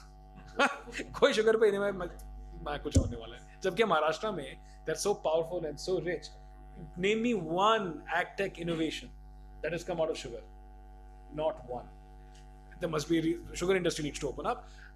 But how would you use a statistical tool using satellite information, historical cane crushing information, soil information, varietal information to come up with a yield estimate? Can I add after that? Yeah. So I'm just adding the discussion of Gargi ji. So my point is that what I have said, the package of practice improving, it's by nature, because demand is changing. My point is that I congratulate to your team to develop, because technology is user friendly. That's why the rural people can access it. So what you have shown today by voice command, because most of the people not able to use the even QWERTY phone. So literacy. So yes, literacy. So that's the voice command may help them.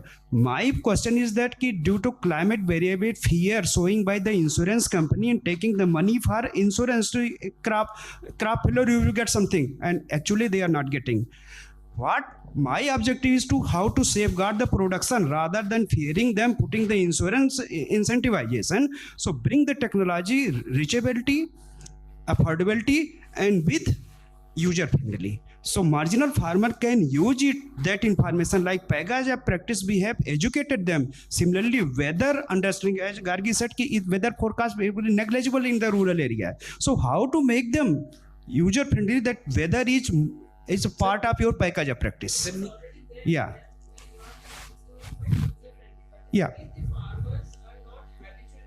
क्योंकि समझाने वाला चाहिए, मैं बोल रहा हूँ ना. Exactly. So that kind of extension services must be developed. Yeah. हाँ. कुछ तो गैप है, सब कुछ होते हुए भी.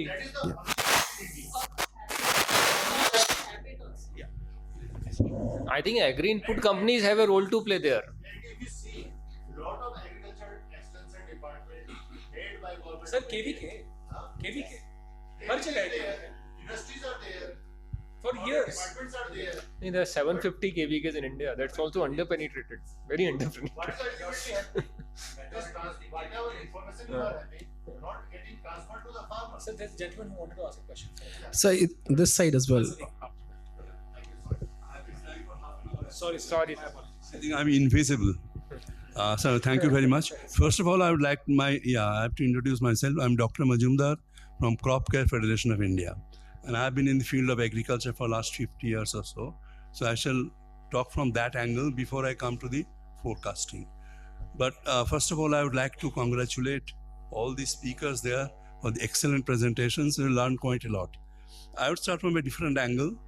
If you kindly permit me, there is a still big group of skeptics in India or even worldwide, those who believe that climate change and all these are not very serious. You see, in India, in the last 3-4 years, our agricultural production has gone up by 15-20 million tons. It is today 318 million tons, and horticultural production is 330 million tons.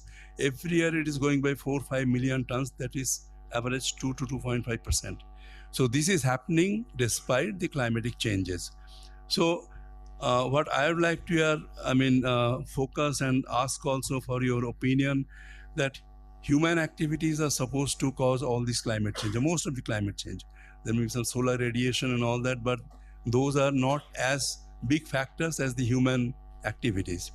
Now, human activities, I think we can still do a lot of improvement in the in stopping or minimizing the effect of climate change. Forest cover, which in India is a big problem, except in 2-3 states. There is hardly any forest cover. I mean, much below the normal requirement of 30%. That is one thing. And secondly, that the deforestation and the land erosion and all that which is happening due to bad planning, these things can be controlled. And then I think we like to emphasize the climate resilient varieties. And today, why we have still been able to keep our production up, and it is going up. Number one, it is the climate resilient varieties which are bringing either by GM crops or by plant breeding, and then also replanning the cropping structure and cropping patterns. So a lot of areas now see where field crops cannot be grown, they are going to horticulture, like pomegranate and all that, which don't need much of water. Similarly, now millets, that is getting a big boost because they don't need much of water. So these are the human activities which can reduce the effect of climate change. Now my question is to the experts, that is climate change permanent or is it something cyclical? Because there are statistics which I don't remember exactly, we read in the newspaper or articles, that maybe 1910 or something, the temperature was even higher than today what is happening.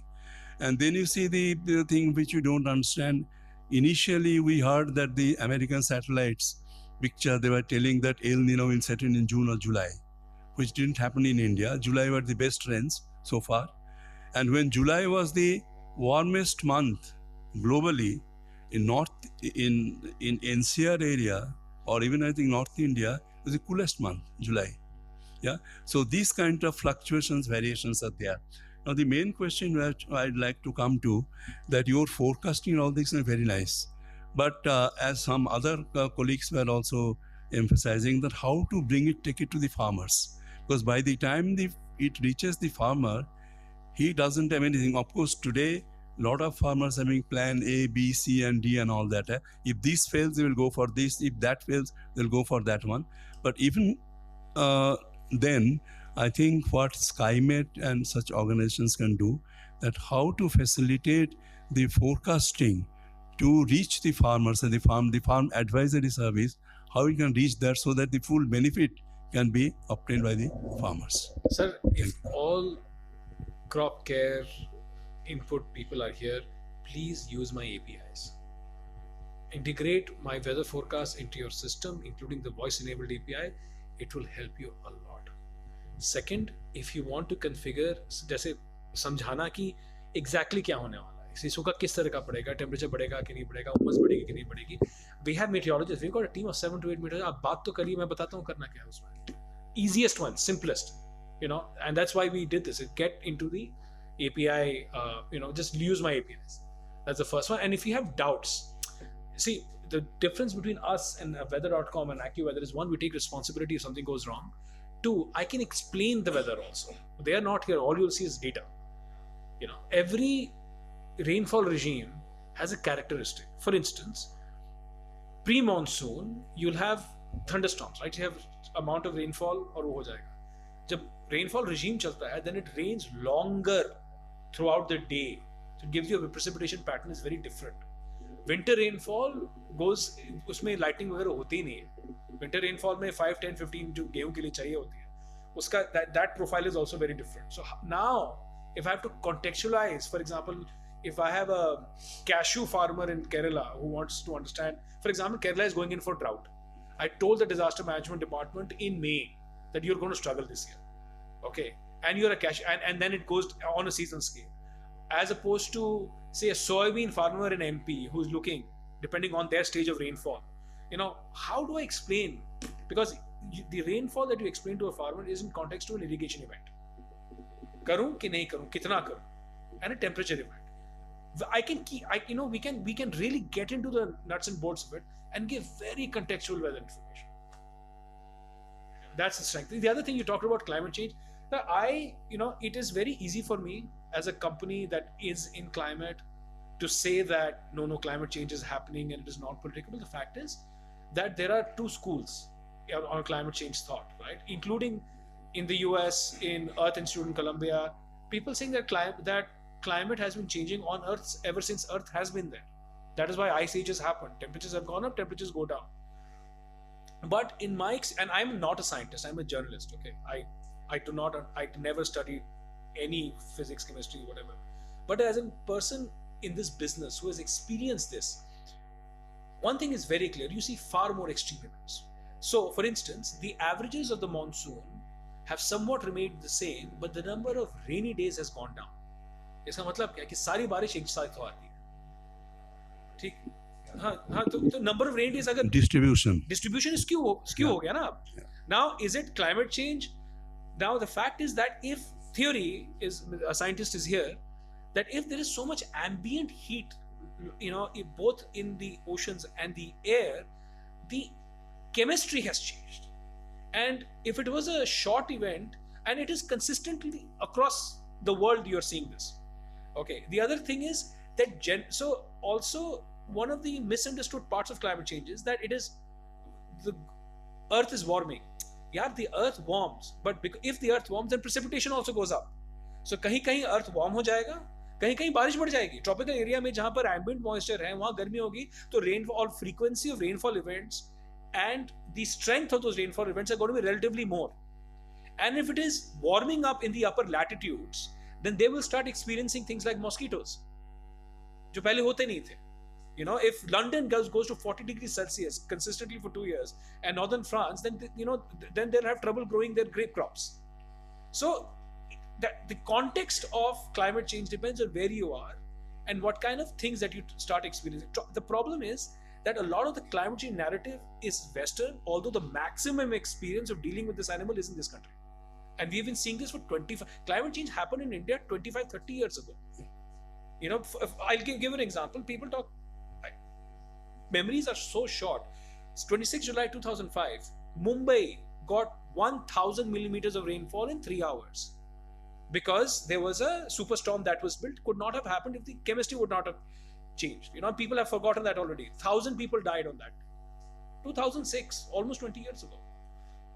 So my 2 bits on this is climate change is very real.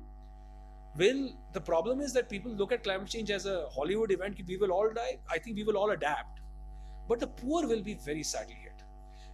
One of the unfortunate parts, especially in the last 5 or say 8-9 years, is that government of India has stopped publishing farmer suicide numbers. ये आप ध्यान दीजिए, ये numbers आपको दिखते नहीं हैं.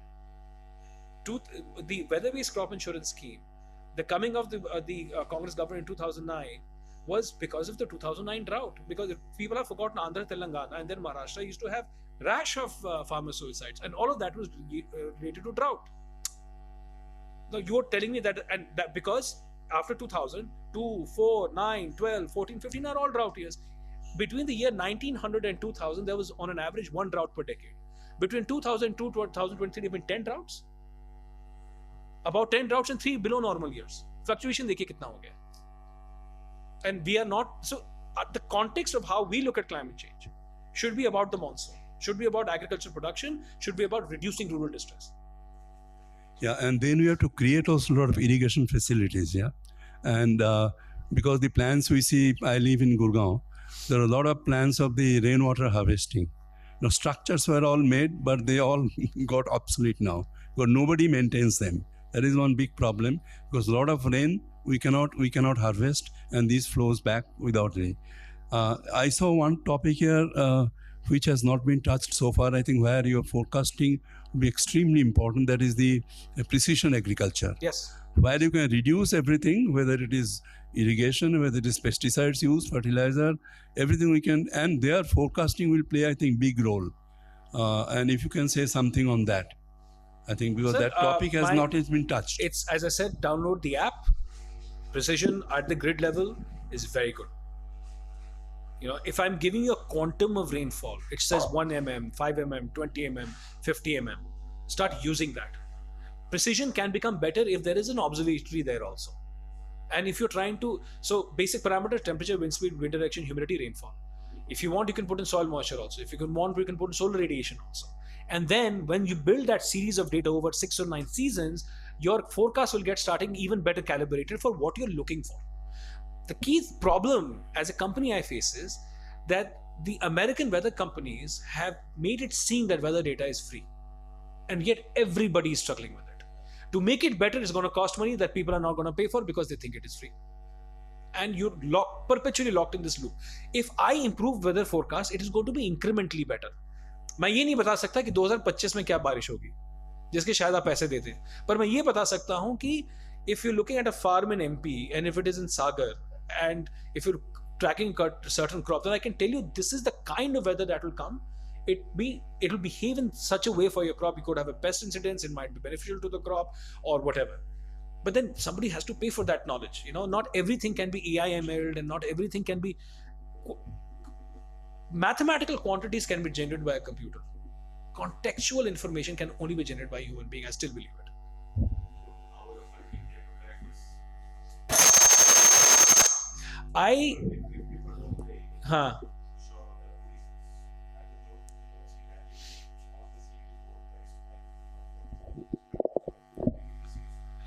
Unfortunately, it is the government of India that has woken up to the idea that Skymet can give me something I can use. So the government is somehow directly or indirectly paying for it. That is how our arc is.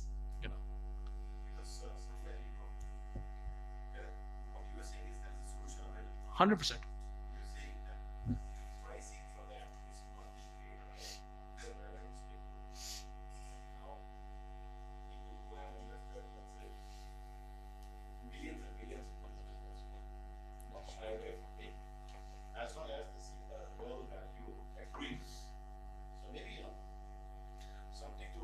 Technologies have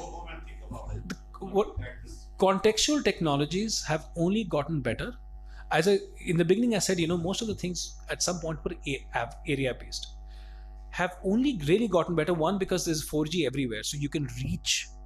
We have mapped everything like we couldn't do before, and computing power to generate weather forecasts has also become better in the last 2 to 3 years, if you really ask me.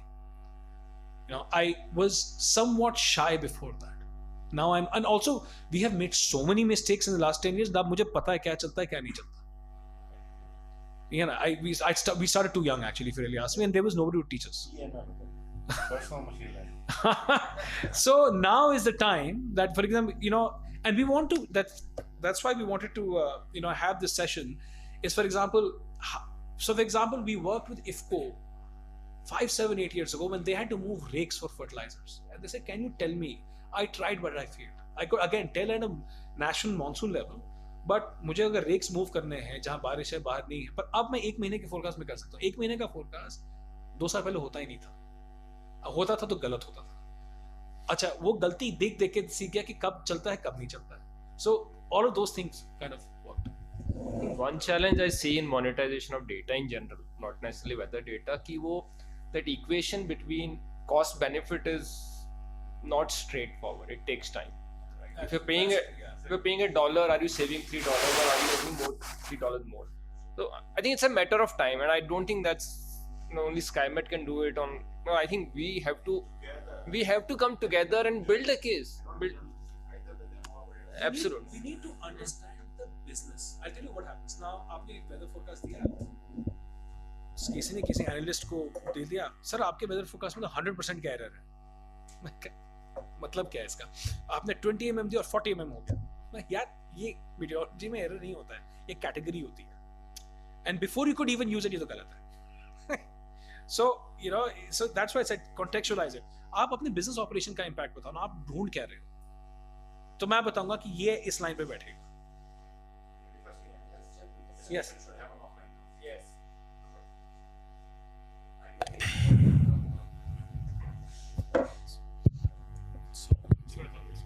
Now, for example, basmati rice growers, which are specialized only in these 3 states. We were working with them, and this year they have suffered extensively because of these monsoon patterns and then acreages going down. Now, these guys have the know-how, withdraw a lot of money also, they export, I think it's something like this, these growers who are few in number but spread out in 2-3 states localized, like grape growers and things. They should, really, Raju should come forward, and start taking the services because they have the money to invest. And then you can very clearly tell them how this basmati is going to come up, what investment they should do, and all that. For them, it is thousands of crores. If a Pepsi is doing 20,000 crores worth of basmati exports, and the others are huge turnovers, I think for them, this is the thing that they should grab it and do it. Sure.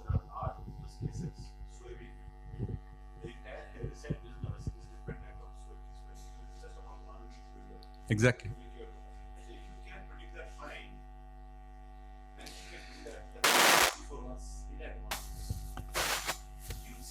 For the entire loss of 60% loss in soybean comes in just 30 days of weed herbicide control. The biggest market.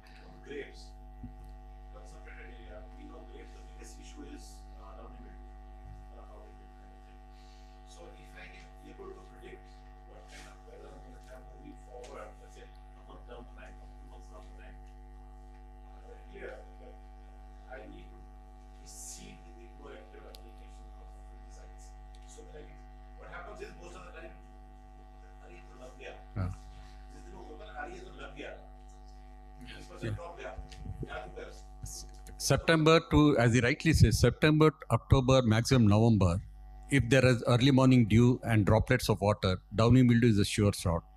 But if there is no such rains or no such dew, but a dry weather sets in, powdery mildew comes in. So it's very easy, but then the fungicides which should get into downy mildew are loaded in the shop, and suddenly you find the powdery mildew has come in and there are no products. By the time you shift, the window is over. So we have to work. What possibly needs to happen is we need to possibly Sit together and develop business So do you cases. even use a 15-day forecast? 15 days can be useful, but then like I said, our production period, the supply chain period is 90 days. Okay. Minimum 90 days. So if I need to be precise, I need to work at least 90 days ahead. If not 180. 180 तो हो नहीं सकता। नहीं वो 180 इसलिए कि मुझे import करना पड़ेगा कई सारे raw materials. minimum is 60 days. I think there are many people who have not spoken. Anyone? I just want to make sure that everyone gets a chance. Yeah, go ahead, Srijit. Introduce yourself. We are a global non-profit that works with larger corporates to make the supply chain sustainable through a de-risking model. So just a few cents, and actually I'll end with a question, but firstly on taking to farmers, one of the things, at least in our programs, we have seen is that we are using assisted delivery models, village level entrepreneurs and via NGOs, giving them the technology and seeing how they can then multiply the usage. So that's something I think even an interface such as Skymet, we can try to popularize through our programs and get entrepreneurs to take advisory to the ground. The second thing is on payment for technologies. Another thing that we are pursuing is that we want people or the organizations that are benefiting the most from the technology to pay for it. And that's often not the smallholder farmer, but the corporates who are sourcing from farmers. So we are also trying to pivot towards that model. What was very interesting for me was around precision agriculture and moving beyond meteorology. You mentioned NDVI in one of the presentations. today there are claims that remote sensing can be used for soil health mapping and also organic carbon mapping. So are there plans to probably overlay your meteorological advice with NDVI and crop health, crop stress assessment, and also soil health at some point of time? Did that 8 years ago. Okay, Okay. overlay done. Product is there. You know, I mean, we have Skygeo, no? What is the product? Arms.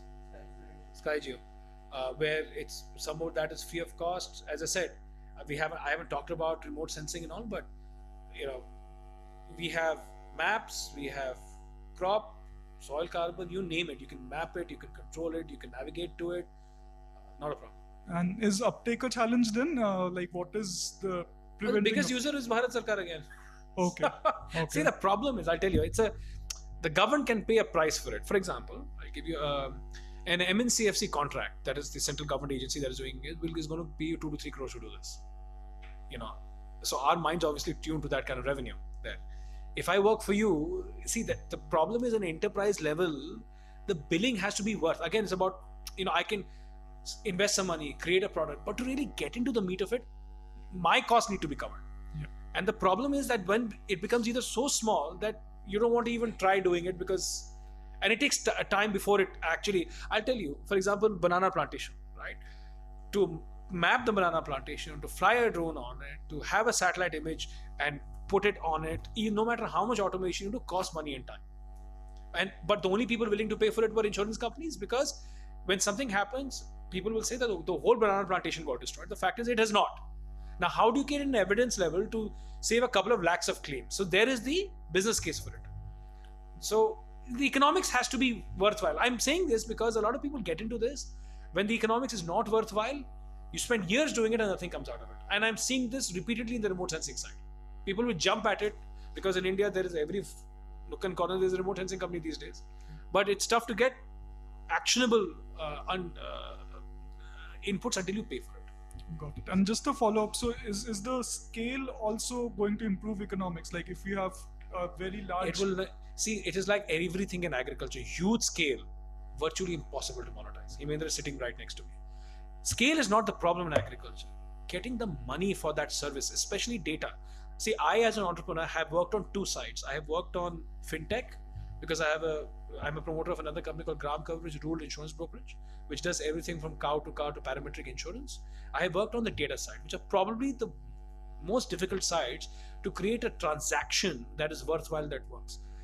Where generally, when you start doing input-output, is probably the easiest one, where margins can be made, farmers are interested in buying an input, output needs to be picked up from the market. But these two are like trying to get water out of a rock. Thank you. I think one big challenge which I see, 90% of agri businesses in the country are trading businesses. You know, forget some input companies, some FMCG companies, where the margins are super thin. And I think for them to pay for data, you know, first of all, their balance sheet size have to change. You know, so they become, and a lot of processing I've seen is in SMEs. The surprise is like very basic milling industry, wheat milling industry in India is working on a 30% gross margin, 4% EBITDA and 1% PAT. 1% PAT. And unfortunately, that doesn't change even if the milling capacity goes 10 times. I don't know what happens there.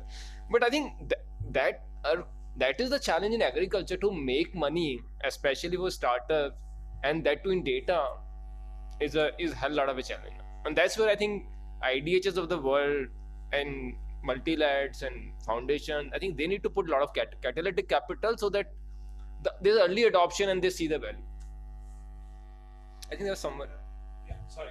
Yeah, thanks. Finally, I got the chance. It's been almost 30 Sorry. minutes. Thank you for this interesting discussion and inviting us. So I just wanted to take the discussion a little back when you just shared that one of your friends wanted some information regarding the wedding. What will it take to make it that simplified for the farmer? Yeah. So our first is this voice-based thing. Okay. Now, it answers ki barish hogi ki nahi hogi, but the idea is to how complex conversations can the machine have. Just say, for example, if I have a friend who's asking me for a wedding, I'm not sure I have a program that can have that, you know. So this is the first step. I really believe in voice is the way. You press a button, you ask a question, it gives you a good answer, correct answer. Otherwise, I don't know how else will I do it. And how far can it go? Like there was a 15 discussion where 15 days updated every day. on the services, like there was a discussion of proposing the crops. Like if again- that can be done, can it be that simplified? If there is a temperature variation, Dr. Mark was telling something about the tomato cropping. So can it go till? I haven't built it. I know somebody on LinkedIn who's built something called Kisan GPT. Mhm. I mean, you know, I want to test it out. Problem उसमें नहीं है, पर मैं बना भी दूंगा ना, मेरे पैसे लग जाएंगे और फ्री में इस्तेमाल होगा और कोई अवार्ड दे देगा, but my P&L will not. That's the problem. The problem is not you can build it. We have built so many things. Problem is monetization. See, to make something for so many crops and so many varieties on a voice is going to be a Herculean effort. And then to get paid back for it, and then somebody will say इसको free कर दो. ठीक है, free कर दो. नहीं, but वो scalability अगर Scale तो है, free का scale है ना. फ्री का, बट वही फार्मर के पॉइंट ऑफ व्यू से स्केलेबिलिटी कैसे आएगी? नहीं आएगी. Then that's नहीं आएगी. भारत सरकार will have to pay. I'm telling you, you know, there is no other way. It's very tough. It's very, very tough. Thank so people have tried to put ads. Sorry, sir. So I was talking to a telecom company, big telecom company yesterday. They said, you know, we can. Same question. इसको मैं monetize कैसे करूँगा? You know, if I have advisories and this and it's life saving and whatever, how do I monetize it? I said, you can put an ads on it if it goes out to other people. But still, see, but when people are comparing this kind of service to say an entertainment service, it's not a comparison. It's not a fair fight. In my experience, in scale, it's still, I feel that the only people who are willing to put their heart into this is the state and central governments in one way or another. Okay, just a very different question, because you in the beginning said like you have explored the air pollution aspect as well. Yes. Have you guys explored the impact side of the on the agriculture practices as well? Like Of air pollution? Yes. Are you talking about stubble burning? No. So there are other impacts of air pollution, and there are reports stating approximately 30% of yield would be reduced by 2030. So okay, just wanted to know. That's not something that we've worked on. We worked on. Yogesh has built. Okay. We have a lab. We've built low quality sensors because I frankly feel air pollution is turned into a Delhi centric story. We need to sample air pollution at near street level, so across the country, and for that you need to get scale. So we built those things. Okay. There are startups who are working on pollution centric. No, but still, sir, they're not working on the impact side, how this is impacting the crops. So there are few pollutants like tropospheric ozone. So they clearly reduce the photosynthetic rate of any crop. So those are the hidden. I just wanted to know about that. Can you Thank you. introduce yourself? Yeah, I'm Dr. Rohit Sharma from Digital Green. We closely work with the farmers on providing the support on the video-based extension services and then training them on the digital tools as well. We are also exploring the AI thing, sir.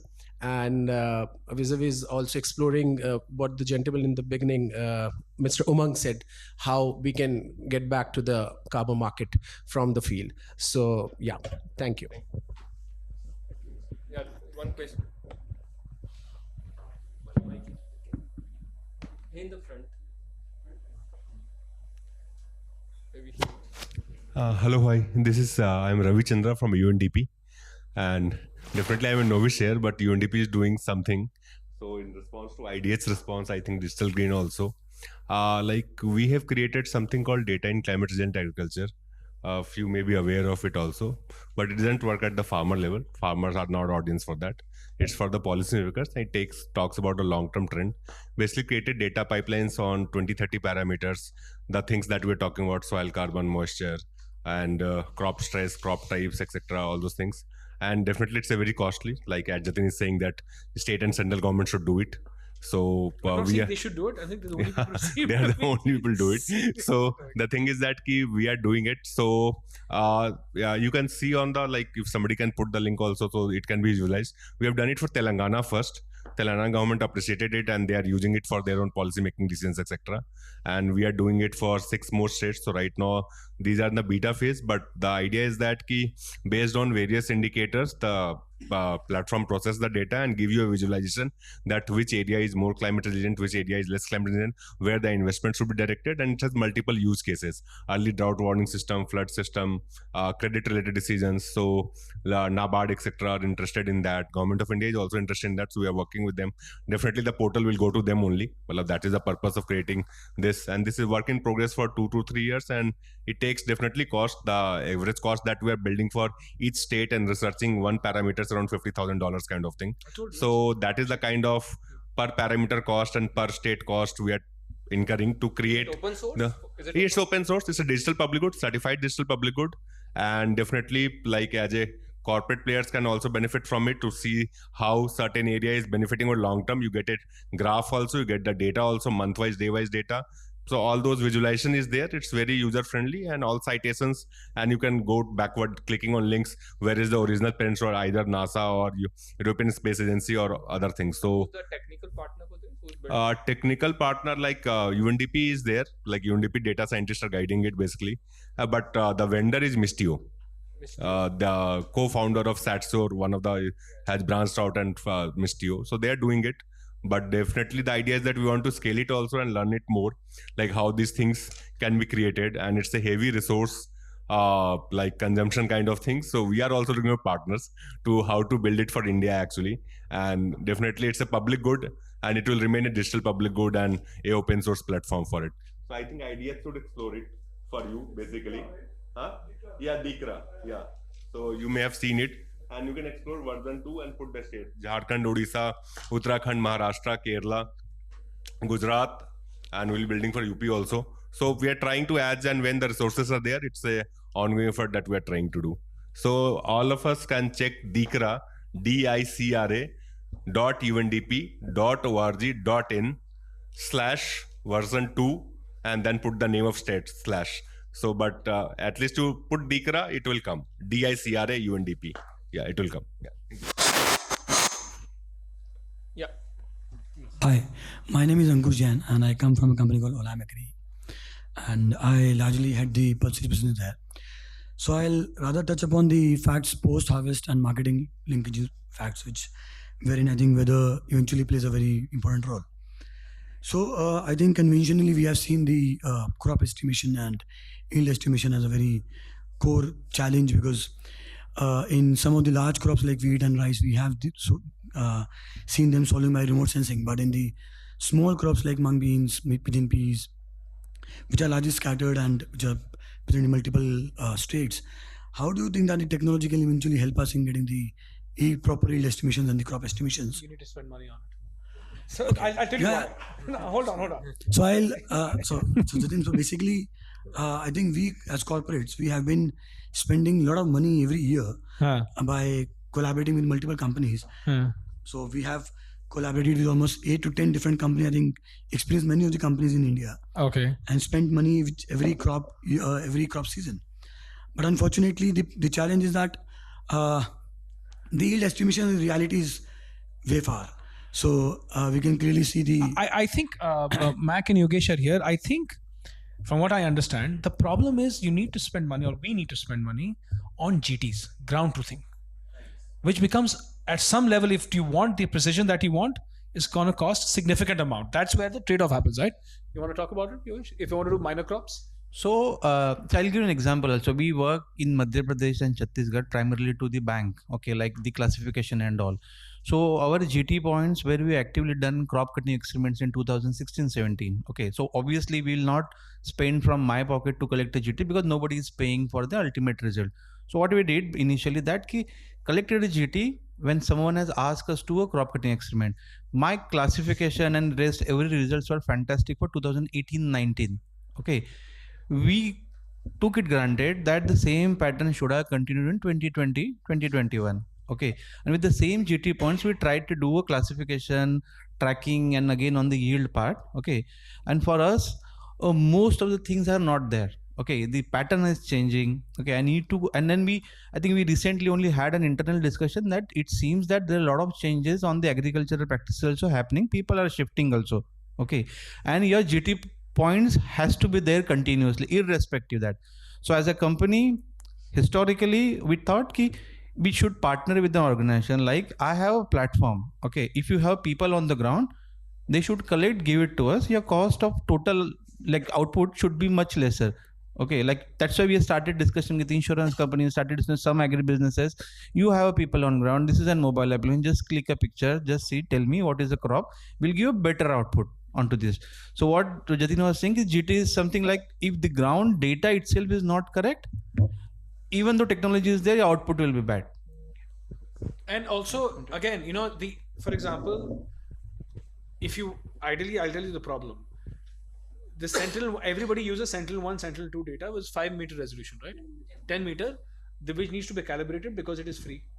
Then there is this issue of cloud cover that comes. Everybody says they have an AI/ML tool to remove the clouds. There is no scientific known way of removing the cloud calibration. That which means is that if I'm doing soybean, wheat, or paddy, not wheat but soybean and paddy where cloud cover is there, my cloud cover removal will appear to work because soybean and paddy are relatively stable crops, right?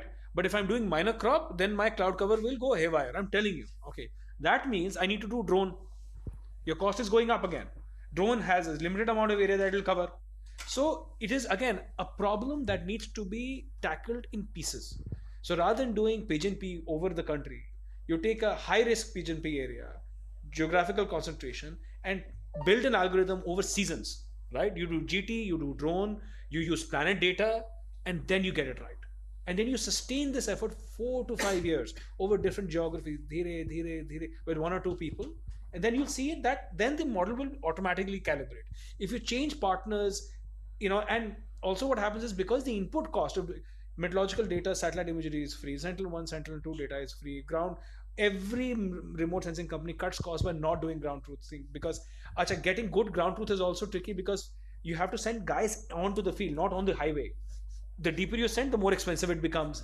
So the guy who's running this in your company, even monitoring the companies that are doing this now, should be very tight. Then you'll see and that the output will start improving.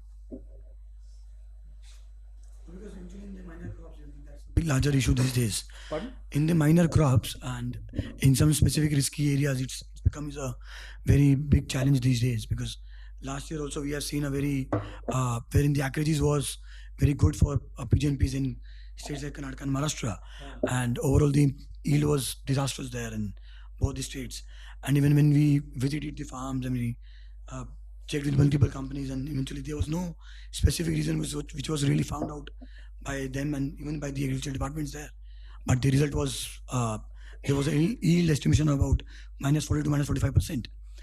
So eventually, as a trading company, it becomes very important for us to eventually forecast those yield estimates and the crop estimates so that we can plan our trading in multiple countries, plan our imports better, plan our trading pricing better, seasonalities better. So I think I understand the cost is there, but cost can always be discussed at a larger scale. I'm not talking about us only. Yeah. We've also learned it. As an entrepreneur, I want to pick a business. I wanted to do it at lesser cost. Remote sensing is far more difficult. See, weather is difficult and relatively easy. So once I've had my weather model working and calibrated, I don't have to do much. Right. In remote sensing, you have to dig a hole every time. It's a very organic, mud packer thing. You have to be on the field. Moral hazard in agriculture is at a different level, right? वो आपका आदमी क्या गया, farmer क्या बोल रहा है, right? Images आते नहीं खरीदनी, so you have to be shaky at a different level to make sure that this thing works. Correct. So we learned all of that. And also the government of India in the MNCFC, though they have cereal and non-cereal crops, has done a lot of research over 3-4 years and come up with 4 or 5 methodologies which are quite useful. Sure, thank you. UP, for example, has just come up with a remote sensing tender and in which they have a significant focus on minor crops, precisely for that.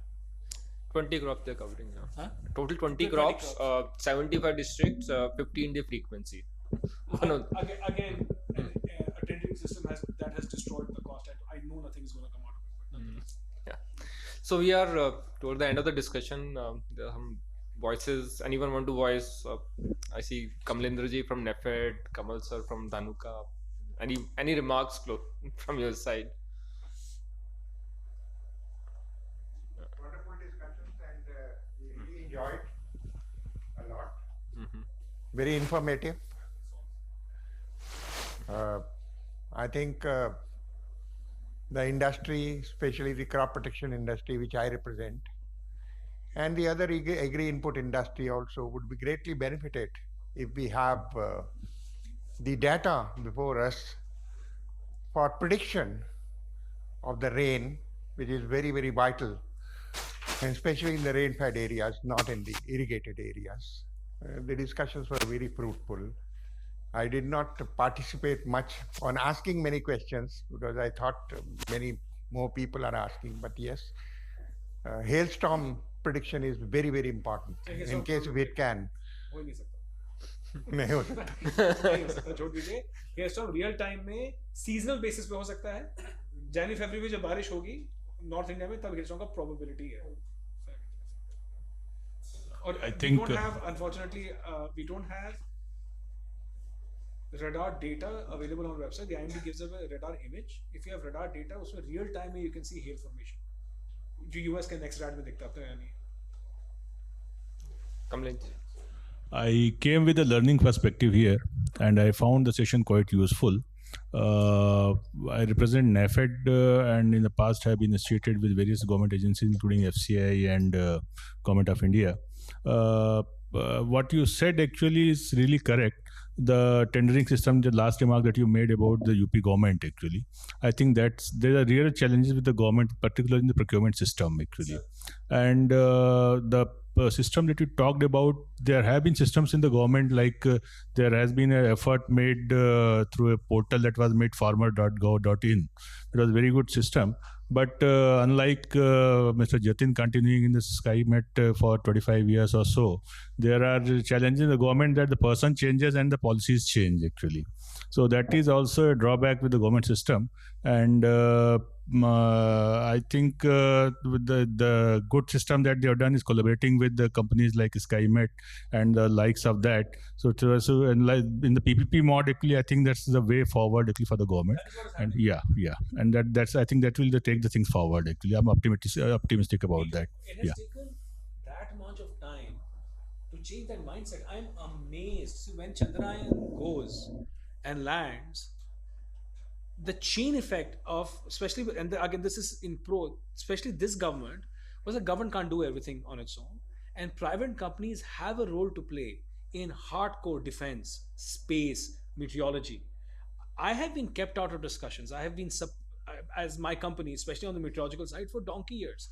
And now suddenly I see this change that, let's all come together and solve this problem. And you'll see that. It's a big, good change, generational change. Anyone else who wants to make a quick remark? Yeah.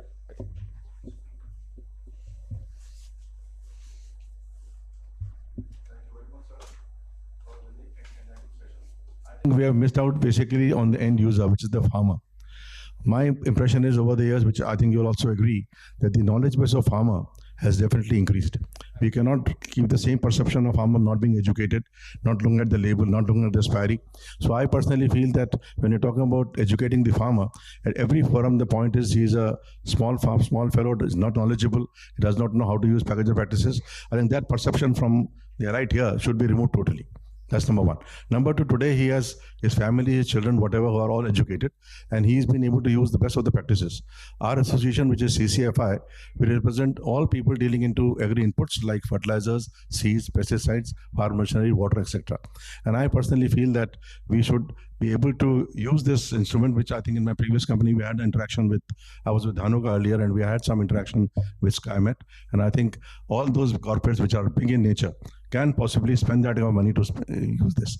They've been spending so much money on extension, saying that the government machinery is a failure. That's all okay. But I think spending money here, part of their CSR or otherwise, should be the mandate of the companies who are in this particular business. Thank you. And this is not only for all AgTechs. See, every AgTech or monetization literally struggles with, and I'll tell you what happens. The only monies you end up finding in this whole tenderocracy business, which is a whole different kind of circus. Okay, so I mean, that's a different story. The solutions are here. The monetization, we have to figure out how something that we do works for you, works for the farmer, and the value is worth it for everyone. Hello, I am Dr. Jiten from Eco Agri Processing Private Limited. It's a joint venture of IFCO. So basically, we are involved in the cultivation of the seaweeds. So seaweeds are known for the abiotic stress, but now seaweed itself facing the problem of the abiotic stress. So I would like to know, you have any remote sensing data so that we can cater where we can grow the seaweeds efficiently? So seaweeds with हमने आज तक काम नहीं किया. I would imagine you're looking at Yeah. sea temperature, right? Yeah. So temperature is rising and the Sea. coastal area is now So differentiating. we do a lot of ship routing, but that is from swell and wave height. Yeah. Water temperature for seaweed I have not done. देखना पड़ेगा उसका availability, Yes. reliability. Water is very difficult. We can spend some money. for No. you. I'll tell you what. I'll tell you difficult in two ways. Yeah. मुझे अगर temperature sensor करना है ना तो मुझे भारत सरकार की जरूरत नहीं है. Yeah. पर जहां मैंने सेंसर सी में लगा दे मुझे सबसे पहले तो नेवी उठा के ले आएगी. That is the and because Yogesh is the CEO of the company, he comes from an instrumentation background, which I find myself in luck because the problem is satellite and computing does a lot of assumption. आपके पास grid level actual data होना चाहिए assumption बनाने के लिए. आप तो सीधा तो अगर डेटा नहीं था आप assumption बनाया वो गलत है तो आपके सारे insights गलत हो. तो जैसे Yogesh is working on NHP hydrological project. Sensing a river is far more difficult than sensing a land plot. So when you talk about ocean now, I might as well tell you कि मुझसे कभी नहीं होगा. Okay, until there is a national data grid for sea that is available. Mostly this is with defense, but nonetheless we can look at it. Yeah. Seaweed is a very high potential crop which we have not leveraged at all. Yeah. I think that is something, and AquaAgri is one of the few leading players. But if we can solve for AquaAgri, that will bring the change. Yeah. Now, what is important Thank you. is the seaweed is only mainly in the Tamil Nadu and Gujarat coast. The brown seaweed, which is in India, which suits India. Okay. So I think it becomes very geographically focused. You can do it in Tamil Nadu. 90% of the Indian seaweed which is used is in Tamil Nadu and in Gujarat. I'm curious. I really don't know how this works. How far out in the coast are they? No, not much. Not far. Not in exactly. Like 500 meters. Yes. So it's like almost at the coast. One is the red and brown. Red seaweed we are cultivating artificially. So majorly the coprophagus, that is we have bring from the Philippines few years back. Now cultivating here, but due to the temperature we are facing the problem for the growth of this Water cultivation. temperature or air temperature? Only the temperature of environment actually, not water temperature. Water temperature is also increasing, but the current and water temperature joined together. देखना पड़ेगा ना, Yeah. current है. That's Yeah. what I'm saying. कि the calibration of the thing that is creating that has to be very, very clear. Yeah. So what we had Can you tried. put sensors there? Yeah, why not? You're allowed. But government allows you. Yes. Do you we have can. signal? Yes. Where you're growing the seaweed? Yeah, signal, yeah. right? Yes. This is the biggest emerging market. Okay. Yeah, so it solves for a lot of challenges because So that we are also application of, in the animal feed also. Ah. So not a fantastic nutraceutical. So there are a lot of uses of the seaweeds. We can connect and see. We can. Yeah. I think worth exploring. Exploring. Absolutely. Thanks. Yeah.